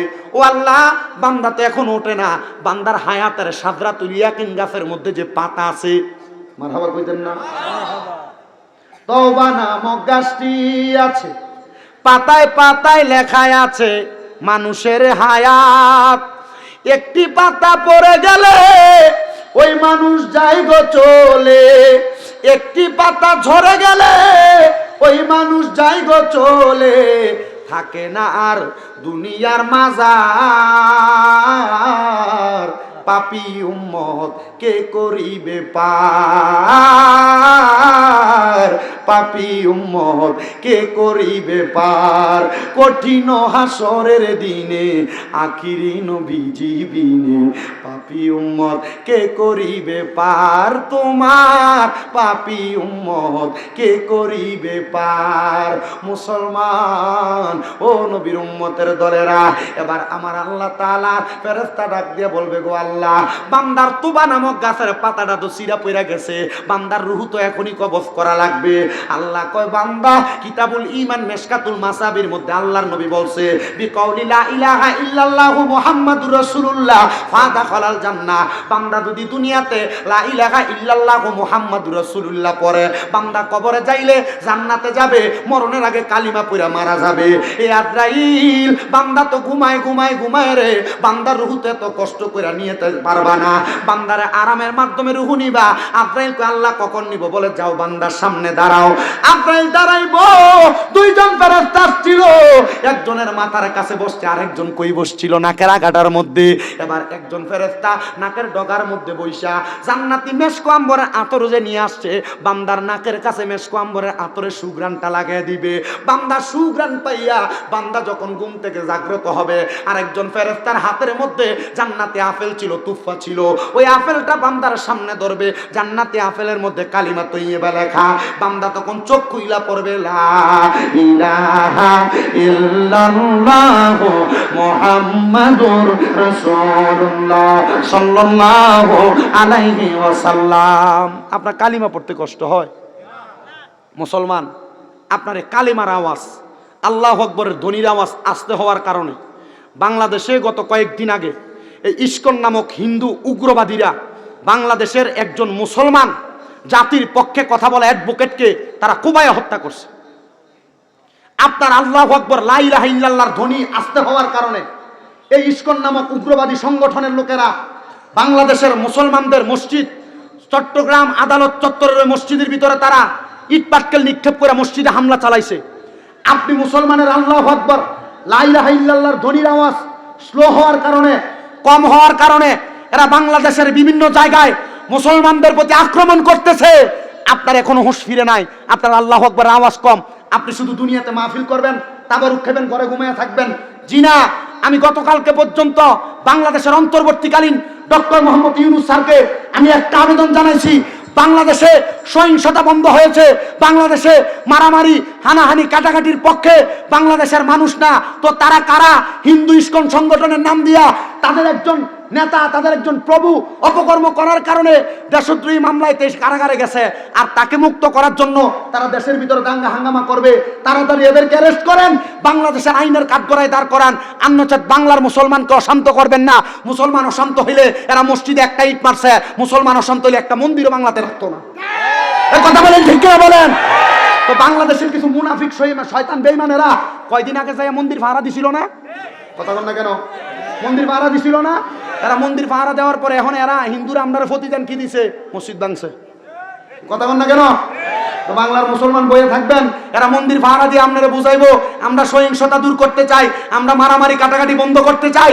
বাংলার মুসলমান মন্দির পাহারা দিবে না, কারণ বাংলার ইসলাম ধর্মটা আমরা এভাবে পাইছি, ইব্রাহিম আলাইহিস সালাতু ওয়াস সালাম কাবাঘরের মূর্তি ভাঙা বাংলাদেশের মুসলমানকে ইসলামের পক্ষে কাজ করাইছে। আপনি মূর্তি ভাড়া দিতেন যান কেন? শয়তান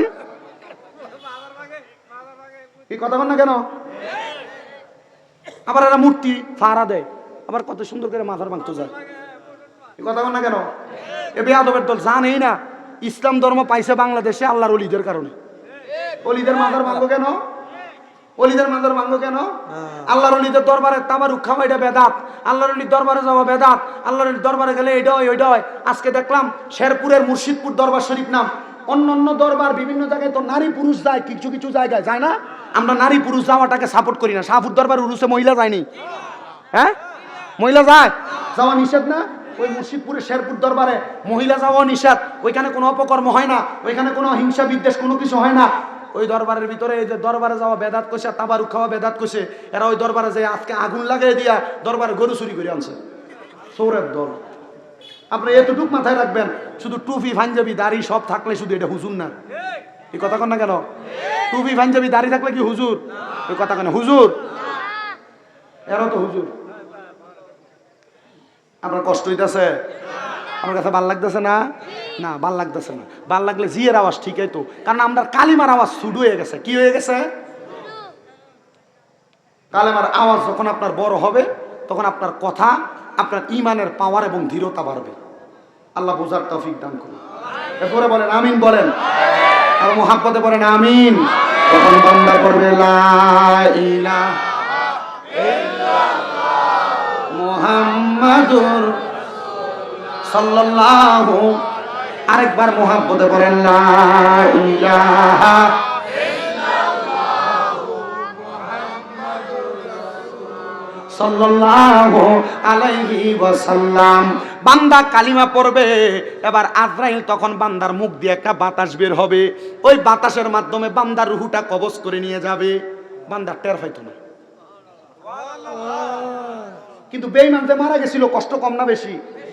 আজরাইলকে দেখে তো প্রস্রাব পায়খানা করে দেয়। বেঈমান আজরাইলকে দেখে তো জিহ্বায় কামড় দিয়ে মারা যায়। বেঈমান আজরাইলকে দেখে তো সব উল্টে যায়। আজরাইলকে দেখে তো ঘাড়ের রক, হাতের রক ছিঁড়া যায়। তাহলে মুমিন কি টের পাইছিল? সাহাবায়ে কেরাম বলেন নবীজি আর কি হবে আপনার কাছে জানতে চাই। নবী আমার বলে আজরাইল ফেরেশতা যখন বান্দার রূহটা, মুমিনের রূহটা নিয়ে যাবে, তখন আস্তে আস্তে যাবে। মুমিনের রূহ তখন আজরাইলের সঙ্গে কথা বলবে। মুমিনের রূহ বলবে রে আজরাইল, আমার রূহ যে তুমি এত আস্তে আস্তে নিয়ে যাও, আমার আল্লাহ তাআলা আমার জন্য কত বড় নিয়ামত রেডি করে রাখছে, তুমি যদি জানতা তাহলে আমাকে অতি দ্রুত তুমি জান্নাতে নিয়ে যাইতা।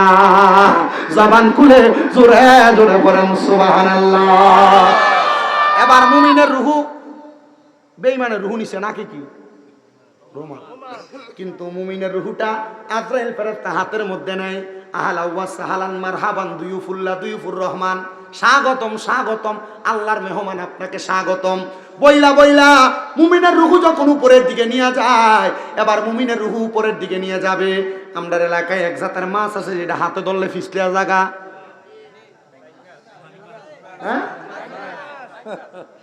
মুমিনের রূহ তখন আজরাইলের হাতের মধ্যে থাকবে না। আজরাইল আসমান পর্যন্ত যাবে। আসমানের সামনে ফেরেশতা কয়জন কইরা কইছিলাম? 19 জন। বেঈমানরে থুতু দিছে, আর ওই 19 জন ফেরেশতা বলবে স্বাগতম, আহলান ওয়া সাহালান দুয়ুফুল্লাহ মারহাবান, এ আল্লাহর মেহমান আসেন আসেন আসেন। এবার আসমানের ফেরেশতা মুমিনের রূহকে স্বাগতম জানাইবে। স্বাগতম যখন জানাইবে, ওই ফেরেশতারা স্বাগতম জানানোর পরে প্রথম আসমান, দ্বিতীয় আসমান, তৃতীয় আসমান ভেদ করে সপ্তম আসমান পর্যন্ত যাবে। কিন্তু আজরাইল বলবে আল্লাহ, বান্দার রূহ তো আমার হাতে থাকে না, বান্দার রূহ বাইন্নাস যেমন হাত থেকে ছিটকে চলে চইলা যায়, বান্দার রূহ তেমন ভাবে পইরা যাবে। এবার আল্লাহ বলবে, আজরাইল বান্দার রূহটা রাখার জন্য জান্নাতের মধ্যে যাও, ওয়াল ফিদ্দাতি ওয়াজ যাহাবি, স্বর্ণ এবং রূপার একটা পেয়ালা নাও, ওই পেয়ালার মধ্যে রাখো বান্দার রূহটাকে। আজরাইল তাকে দেখবে, মনে করেন এই পানির পাত্রটা যদি একটা ট্যাপ সাইরা পানির পাত্রটা ট্যাপের নিচে দিয়ে দেওয়া হয়, পানি পড়তে পড়তে পানি কি এটা থাকবে না ফুরার ফরফরা যাবে গা? ঠিক এমন ভাবে মুমিন বান্দার রূহটা ওই স্বর্ণ এবং রূপার পেয়ালার মধ্যে থাকবে না, স্বর্ণ রূপার পেয়ালা তাইকা ছেটকায়া ছেটকে নিচের দিকে পড়ে যাবে। আজরাইল বলবে, আল্লাহ মুমিন বান্দার রূহটা কোন জায়গার মধ্যে রাখবো? কোনো জায়গায় থাকে না। আল্লাহ বলবে, যা যা মুমিন বান্দার রূহটা আবার মুমিন বান্দারে দিয়া দে। বলে, হুজুর রূহ দিলে তো বান্দা জিন্দা। আল্লাহ কয়, ওয়ালা তাকুলু লিমান ইয়াকতালু ফি সাবিলিল্লাহি আমওয়াত বাল আহয়াউ ওয়ালাকিন লা তাশউরুন।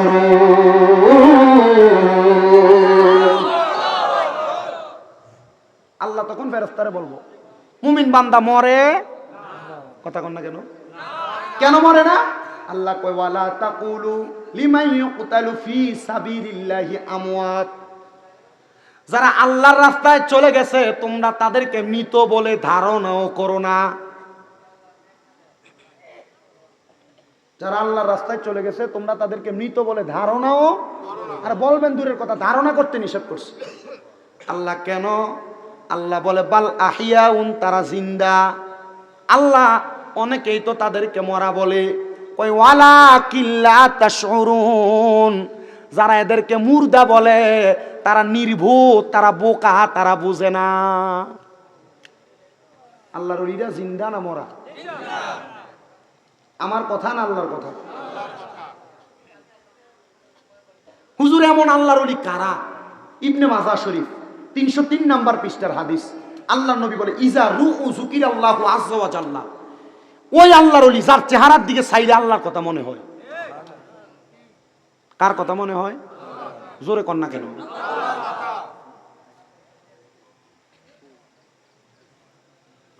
মুসলমান ইমানদার মুমিন বান্দার রূহ যখন মুমিন বান্দারে ফিরিয়ে দেওয়া হবে, তখন মুমিন বান্দা কিয়ামতের আগ পর্যন্ত নামাজ আদায় করবে। নামাজ ভারতের জমিনের মধ্যে আল্লাহর ওলির কোনো অভাব নাই।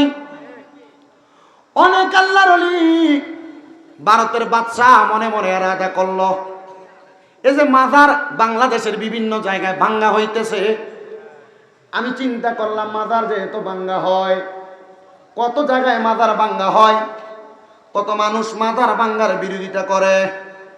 ও মুসলমান, ও নবীর উম্মতের দলেরা, মাজার ভাঙ্গার বিপক্ষে সবাই গেছিল, তখন আমি কইছি আমি মাজার ভাঙ্গার পক্ষে। কি লেগা? আমার কয়েকজন প্রশ্ন করছে, আপনি কেন মাজার ভাঙ্গার পক্ষে? আপনি না আল্লাহর ওলির দরবারে যে মাজারে ওয়াজ করেন? আমি বলছি, ভারতের এক আল্লাহর ওলি সকল ওলিদের ব্যাপারে একজন বাদশা বাজে মন্তব্য করতেছে। আমরা এলাকায় অনেকে আছে না মাজারে যাওয়া বেদাত কয়? আছে না? আমরা এলাকাতে অনেকে আছে না কয় মাজারে যাওয়া শিরিক বেদাত বলে না? কেন বলে একটু মনোযোগ দিয়ে শুনবেন, শুনলে আপনি বুঝতে পারবেন। কারণ মাজারে সেজদা দেওয়া এটা হারাম। কি? আপনি সেজদা দেন, যদি সেজদা দেন এটা হলো হারাম। আহলে সুন্নাত ওয়াল জামাত বলে তোমরা কোনোদিন মাজারে সেজদা দিবা না। কিন্তু যারা সেজদা দেয় তারা মূর্খ, তারা বোকা। ও বন্ধু, এই কথাগুলো মানুষের কাছে প্রচার প্রসার যখন করে, ভারতের বাদশা কয় যেহেতু মাজারের মধ্যে এমন অপকর্ম হয়, আমি প্রত্যেক মাজারের সামনে যাইয়া আল্লাহর ওলিদেরকে সালাম দিব। যদি আমার সালামের জবাব দেয় তাহলে আমি ওই মাজার ভাঙবো না, আর যদি সালামের জবাব না পাই তাহলে ওই মাজার আমি ভেঙে ফেলবো। উনি বড় মাপের একজন বাদশা। এখনের যেই নেতা খেতা এডি না, এটি নামাজ পড়ে না, দাড়ি ফোমশেপ করে। আর আগের যারা বাদশা ছিলেন, দেশ পরিচালনা করতেন, এরা মসজিদে নামাজ পড়ানোর ক্ষমতা রাখতো। কি কথা কন না কেন? ইমামতির ক্ষমতা রাখতো। অনকালে আপনি এটার মসজিদের সভাপতি বানাইছেন, এরা বুম মারলে মুহের থেকে আলহামদুলিল্লাহ সুরা বাড়িত না। কথা কন না কেন? আগের বাদশাদের যোগ্যতা ছিল, ওই বাদশা ছিল শরীয়ত সন্ন্যাসী, তরিকত সম্পর্কে বেশি বুঝতেন না। উনি গেলেন ভারতের জমিনে একজন আল্লাহর ওলির মাজারের সামনে সালাম দিলেন, আসসালামু আলাইকুম ইয়া ওলি আল্লাহ, আসসালামু আলাইকুম ওয়া রাহমাতুল্লাহ। কোনো জবাব নেই। উনি সাথে সাথে বোলডোজারের মাধ্যমে মাজার ভাঙছেন। ভাঙতে ভাঙতে 99টা মাজার ভেঙে ফেলছে। ও মুসলমান, কয়টা মাজার ভাঙছে? কারণ সালাম দিছে, জবাব দেয় নাই। জবাব না দিলে বাঙ্গারি কথা। আল্লাহর ওলি বলেন, ওই বাদশা বলেন, আমি 100 নাম্বার যেই মাজারে সালাম দিতে গেলাম, ওনার নাম হলো হযরতে খাজা মুঈনুদ্দিন চিশতি সানজিরি আজমিরি রাদিয়াল্লাহু তাআলা আনহু, যিনি আজমির শরীফে ভারতে অবস্থানরত। প্রতিদিন কমপক্ষে 15 থেকে 17 জন হিন্দু মুসলমান হয় ওই জায়গায়। অনেক ব্যাককলরা ওয়াজ মাহফিলের মধ্যে বলে খাজার দরবারে গাঁজার ব্যবসা চলে। আল্লাহর কসম, এ বেয়াদবে কোনোদিন খাজার দরবারে যায় নাই। খাজা গরিবে নওয়াজের দরবারে শত শত ক্ষুধার্তরা খাবার পায়, শত শত বিদুর্মীরা মুসলমান ইসলাম ধর্ম গ্রহণ করে। যে বেয়াকলেরা নির্বুধেরা বলে যে খাজার দরবারে গাঁজার ব্যবসা চলে, এরা বেয়াকল, এরা বোকা, এরা বোঝে না, এরা কখনো খাজা গরিবে নওয়াজ সম্পর্কে এদের ধারণা নাই। খাজা গরিবে নওয়াজের দরবারের সামনে যাইয়া সালাম দিলেন, আসসালামু আলাইকুম ওয়া রাহমাতুল্লাহ। প্রত্যেক মাজারের সামনে তিনি সালাম দিছে 3 বার কইরা। কয়বার? 3 বার সালাম দেওয়ার পরে জবাব নাই। জবাব যখন নাই, এবার তিনি দ্বিতীয়বার সালাম দিলেন, আসসালামু আলাইকুম ওয়া রাহমাতুল্লাহ। কোনো জবাব। তিনি তৃতীয়বার সালাম দিলেন, আসসালামু আলাইকুম ওয়া রাহমাতুল্লাহ। যখন তৃতীয়বার সালাম দিলেন, সালাম দেওয়ার সাথে সাথে এবার উনি ওই মাজারের মধ্য থেকে আওয়াজ পাই, ওয়া আলাইকুমুস সালাম ওয়া রাহমাতুল্লাহ। মাজার আগে ভাঙছে কয়টা? এটা কি ভাঙছে? কারণ সালামের কি পাইছে?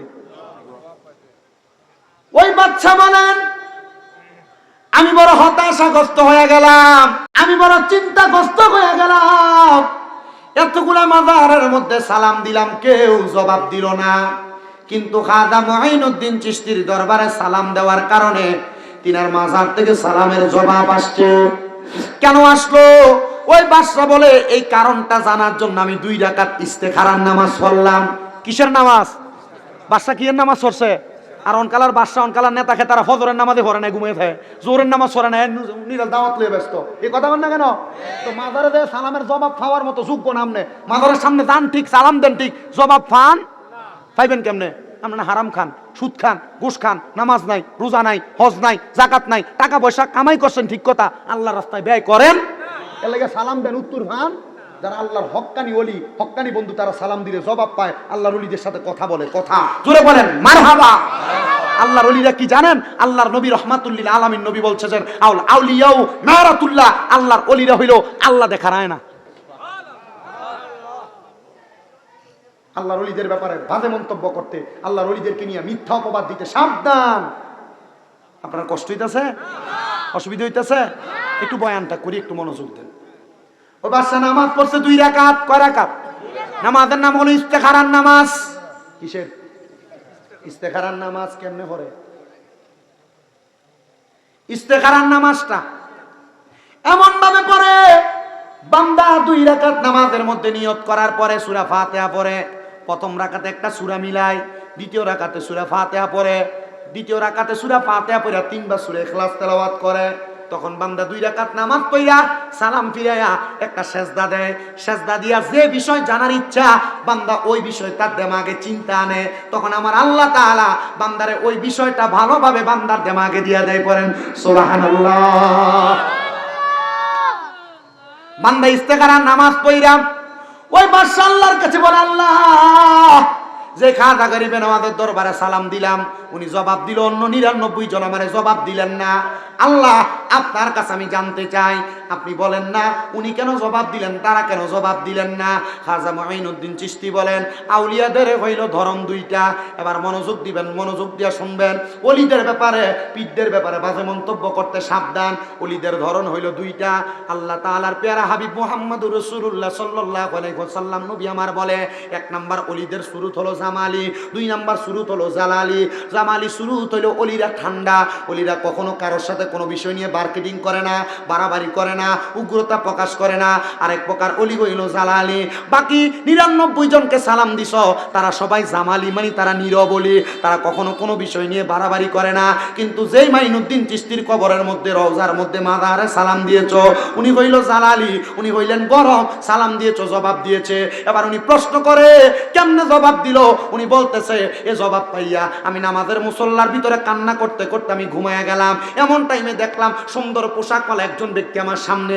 জিজ্ঞাসা করলাম, কে গো আপনি, আপনার পরিচয় কি? তিনি আমারে বলে, যার কবরের মধ্যে, যার মাজারের মধ্যে, যার মাকবারায় সালাম দিয়ে জবাব পাইছো, আমি বললাম সেই খাজা মুঈনুদ্দিন চিশতি। আপনি কেন আসলেন? আপনি যে আমার সালামের জবাব দিলেন, আমি আপনার 3টা সালাম দিলাম, আপনি আমার 3য় সালামের জবাব দিলেন, 2টা সালামের জবাব কেন আপনি আমারে দেন নাই? তিনি বলতেছে, 1 নাম্বার সালাম যখন তুমি আমারে দিয়েছ, ওই মুহূর্তে আমি মাইনুদ্দিন নামাজরত অবস্থায় ছিলাম। যখন আমি নামাজ পড়া, নামাজ শেষ করে আমি সেজদা দিয়েছিলাম। 2য়বার যখন সালাম দিছ, আমি তখন মুরাকাবার হালতে ছিলাম। মুরাকাবা করার সময় আমি আমার নবীর সাথে কথা বলতেছিলাম। ও মুসলমান, আপনি চাইলেও তো নবীর সঙ্গে কথা বলতে পারবেন। 5 ওয়াক্ত নামাজের পাশাপাশি আল্লাহর দরবারে তাহাজ্জুদের নামাজ পড়বেন আর কানবেন, আল্লাহ আপনার নবীকে আমরা দেখিনি, আপনার নবীকে আমারে দেখান। আল্লাহর নবী কয়, ওই তাহাজ্জুদের নামাজ পড়া বান্দার মনের নেক নেক যে আশা আল্লাহর কাছে বলে, আল্লাহ সব পূরণ করে।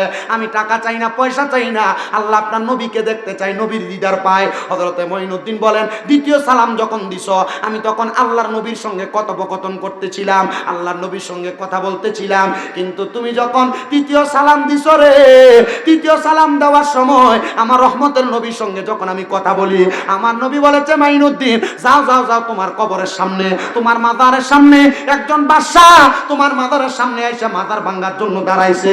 3য়বার সালামের জবাব না দিলে আউলিয়া কেরামের ইজ্জত থাকবে না, সম্মান থাকবে না। তুমি তাড়াতাড়ি তার সালামের জবাব দাও। খাজা মুঈনুদ্দিন চিশতি সালামের জবাব দিয়া ওই বাদশারে ঘোষণা করছে, আমি তোমার জবাব দিছি, বাকি 99 জয় দেয় নাই। তারা আমার মতো গরম না, তারা নরমাল ভাবে ইবাদত করে মাকবারায় গেছে, মাজারে গেছে, তুমি তাদের মাজার ভাঙছ।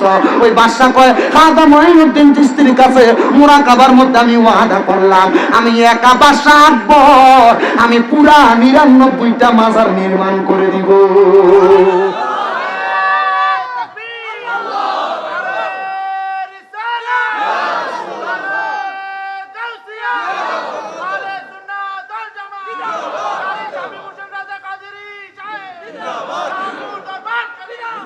জোরে বলেন মারহাবা। ওরে মরে নাই রে, মরে নাই রে, লুকায়া রইছে, বলেন মরে নাই রে, মরে নাই রে, লুকায়া রইছে। বেঈমানেরা বলে ওলি মরিয়া গেছে, ঠিক কি না? যারা বেঈমান, যারা কাফের মুশরিক বেঈমান, আল্লাহর ওলিদের ব্যাপারে ভালো ধারণা নাই, ভালো আইডিয়া নাই, তারাই কিন্তু আউলিয়া কেরামের মাজার, আউলিয়া কেরামের দরবার নিয়ে বাজে মন্তব্য করে। এদের সাথে সম্পর্ক রাখবেন না, এদের সঙ্গে চলাচল করবেন না, নচেত আপনার ঈমানটা রসে বেচে দিব। প্রথম বালা বালা কথা কইয়া তারা দলে নিব, এরপরে আপনারা বেচাইব। হে, কথা কয় না, ঠিক কি না? তুমি আমার যে প্রশ্ন দিছ, নূরে খোদা দু জাহানের বাদশা নবী মুহাম্মদ সাল্লাল্লাহু আলাইহি ওয়াসাল্লাম, আমাদের নবী তো নূরের নবী, হুজুর একদল তো বলে মাটির নবী। এ প্রশ্ন জবাব তো কত মানুষ দেয়। একবার সরাসরি তাফসিরে জালালাইন শরীফের ভিতরে আল্লাহ তাআলা ডাইরেক্ট ঘোষণা করছে, কদ জাআকুম মিনাল্লাহি নূরু ওয়া কিতাবুম, জোরে কোন না, কিতাবুম। আল্লাহ তাআলা নিজেই ঘোষণা করছে, এই মাত্র আমি আল্লাহর পক্ষ থেকে এসেছে তোমাদের কাছে নূর এবং একটা কিতাব। তাফসির জালালাইন শরীফের ভিতরে লিখতেছে, ইয়ানে নূরুম বমানা মুহাম্মাদুর রাসূলুল্লাহ সাল্লাল্লাহু, ইয়ানে নূর দ্বারা মুহাম্মদ সাল্লাল্লাহু আলাইহি ওয়াসাল্লামকে বসাইছে। আল্লাহ যদি নবীরে নূর কয়, আমি মাটি কইলে আমার কোনো কিছু হইব? এই কথা কিছু হইব? আল্লাহ বলছে নবীরে নূর, আমি মাটি বলে লাভ কি? এর বলছে যে নবী না হলে আসমান জমিন কোনো কায়নাত কিছুই আল্লাহ বানাইতেন না। কিন্তু একদল আলেম সমাজ আমাদের নবীকে মাটির নবী বলে, তারা কেন মুসলমান? আমি বলবো তারা ওই নবীকে আল্লাহ তাআলার সিফতি গুণ যেটা নবীরে দিছে, আল্লাহ তাআলার সিফতি গুণ যদি না মানে তো এটা মুসলমান কেন? এটা কাফের মুশরিক বেঈমান। এই কথা বলেন না কেন? তৃতীয়ত লেখছে, দ্বিতীয়বার আর একটা লেখছে, ভারতবর্ষে আল্লাহর অলিগণ উপমহাদেশ ইসলাম কায়েম করছে, হিন্দুদেরকে মুসলমান বানাইছে আল্লাহর অলিগণ, কিন্তু আমাদের দেশে একদল আলেম সমাজে দাঁড়িয়ে আছে, টুপি আছে, কোরআন হাদিস জানে, তারপরও কেন অলিগণের মাজারে যাওয়া শিরিক বলে? অলিগণের মাজারে যাওয়া কথা কয় না কেন শিরিক বলে? এ শিরিক কেন বলে? এর জিজ্ঞাসা। অলিগণের মাজারে যাওয়া শিরিক না। আল্লাহ বলছেন ইন্না রাহমাতাল্লাহি করিবুম মিনাল মুহসিনিন, নিশ্চয় আমি আল্লাহর রহমত অলিদের নিকটবর্তী। অলি যারা, আমি আল্লাহর বন্ধু যারা, তাদের কাছে আমি আল্লাহর রহমত। তা আমরা মাজারে যাই, যিনি মাজারে কে আছে? আল্লাহর ওলি আছে, ওনাদের কাছে গেলে আল্লাহর রহমত পাওয়া যায়, আমরা এই জন্য যাই। এখন এ যদি শিরিক কয়, তাহলে কোরআনের একটা আয়াত অস্বীকার করে না? কোরআনের আয়াতরে যে অস্বীকার করে সে মুশরিক, বেঈমান, কাফের। আমার কাছে ফতুয়া জানতে চাই না, কারণ আমি এখনো কুমিল্লা আলিয়া মাদ্রাসায় কামেল প্রথম বর্ষে মাত্র, কামেল পাস করলে ফতুয়া দিতাম। আমি এর লাগে করা কোনো ফতুয়া দিই না, আমার মাদ্রাসা থেকে নিষেধ করছে, করা কোনো ফতুয়া দিস না, নর্মাল ওয়াজ করে মানুষের হেদায়েতের পথে ডাক। তা আমি এর লাগে মোটামুটি চলতেছে। আপনারা দোয়ায়, কুমিল্লাতে আমার 6টা মাদ্রাসা। কয়টা? সব কুমিল্লা শহরে, সব কুমিল্লা শহরে। নূরপুর চৌমুহনীতে শাহপাড়া রোডে ঢুকতে এনে 2তলা 3তলা মাদ্রাসাটা না আমার মাদ্রাসা। আপনারা দোয়া করেন, আমার মাদ্রাসাগুলোর জন্য দোয়া করবেন। এখানে আল হুসাইন ইসলামিয়া সুন্নিয়া মাদ্রাসা, জামিয়া নূরে মদিনা মাদ্রাসা, ওই দিক দিয়ে আমাদের তাহফিজুল কোরআনের একাডেমিক শাখা, এখান দিয়ে মহিলা শাখা চলতেছে, সব মাদ্রাসা। আপনারা শুধু দোয়া করবেন। আমার মাদ্রাসার পোলাপান প্রত্যেক দিন তাহাজ্জুদ নামাজের সময় সমস্ত পৃথিবীর মুসলমানদের জন্য দোয়া করে তাহাজ্জুদ নামাজ পড়ে, এবং প্রত্যেক দিন মাগরিবের নামাজের 20 মিনিট আগে 15 মিনিট খতমে খাজে গান পরে 5 মিনিট কাইন্দা কাইন্দা দোয়া করে। আপনারা আমার মাদ্রাসার ছাত্রদের জন্য দোয়া করবেন, করবেন না ইনশাআল্লাহ? আউলিয়াদের ব্যাপারে বাজে ধারণা করা যাবে? তা আমি চিন্তা করছি মাদার ভাঙ্গক, মাদার কি করক, ভাঙ্গক। তো বাংলা কি হইব? যদি আল্লাহর কোনো হক্কানি অলি থাকে, এ মাজার ভাঙ্গার কারণে যে ব্যক্তি ভাঙতেছে তার একটা যে কোনোভাবে শাস্তি দিয়ে দিব, দিব না? পরে দেখলাম একটা বাগানবাড়িয়ার অ্যাক্সিডেন্ট হইয়া আত্মা ভাঙে গেছে। কি করছে? আত্মা ভাঙছে। আরেকটার খবর পাইলাম এ মাজার ভাঙছে, ভাঙ্গা আওয়ানের সময় যে ফুরিয়া ছিল হাতে লয়ে গেছে ওই জায়গায়, আসার সময় এ ছুরি নিচে পড়ে আর ফেটে দিয়ে ঢুকে ফিরিয়ে দিয়ে পারিস। আমি তো বুঝছি আল্লাহ কইছে ইন্না বাতাসা রব্বিকাল আসাদিদ, নিশ্চয় আল্লাহর দরা শক্ত দরা। আর আল্লাহর নবী রহমাতুল্লিল আলামিন নবী হাদিসের মাধ্যমে, আল্লাহর কোরআনের মাধ্যমে জানাইছে মানে আদানি ওয়ালিয়ান ফাকাদ আযামতুহু বিল হারবে, যারা ওলিদের সাথে দুশমনি করে আল্লাহ তার লগে যুদ্ধ ঘোষণা করে। তাহলে ঘোষণাটা বুঝে গেছি এটা। মারহাবা কইলেন না? গভীর মনোযোগ দিবেন বাবাজিরা আমার। তো ওয়াদার ধারাবাহিকতা আপনাদেরকে আমি বুঝাই দিয়া যাইতে চাই। আমার ওয়াদার শেষের দিকে আমি আসছি। আল্লাহ পাকের বন্ধু হযরতে মিরপুর ফকির বাড়ির হযরতে হারিজন শাহ ফকির রহমতুল্লাহ আলাইহির স্মরণে এ জান্নাতের বাগান মাহফিল। ধৈর্য ধরেন, বেশি জন হইব তখন আপনার লাগে আমি নিজে বাগবো, ঠিক আছে না? 20টি জন পর আর কইয়ালেছি ও আস তোমরা আউনের আগে তোমরা তখন আগে বইসো। মোটামুটি যে অবস্থা দেখি বেশি করে আইতেছে। আমার ওয়াজ কিন্তু শেষ। আপনারা কষ্ট হয়েছে? বসছেন যে অসুবিধা হয়েছে?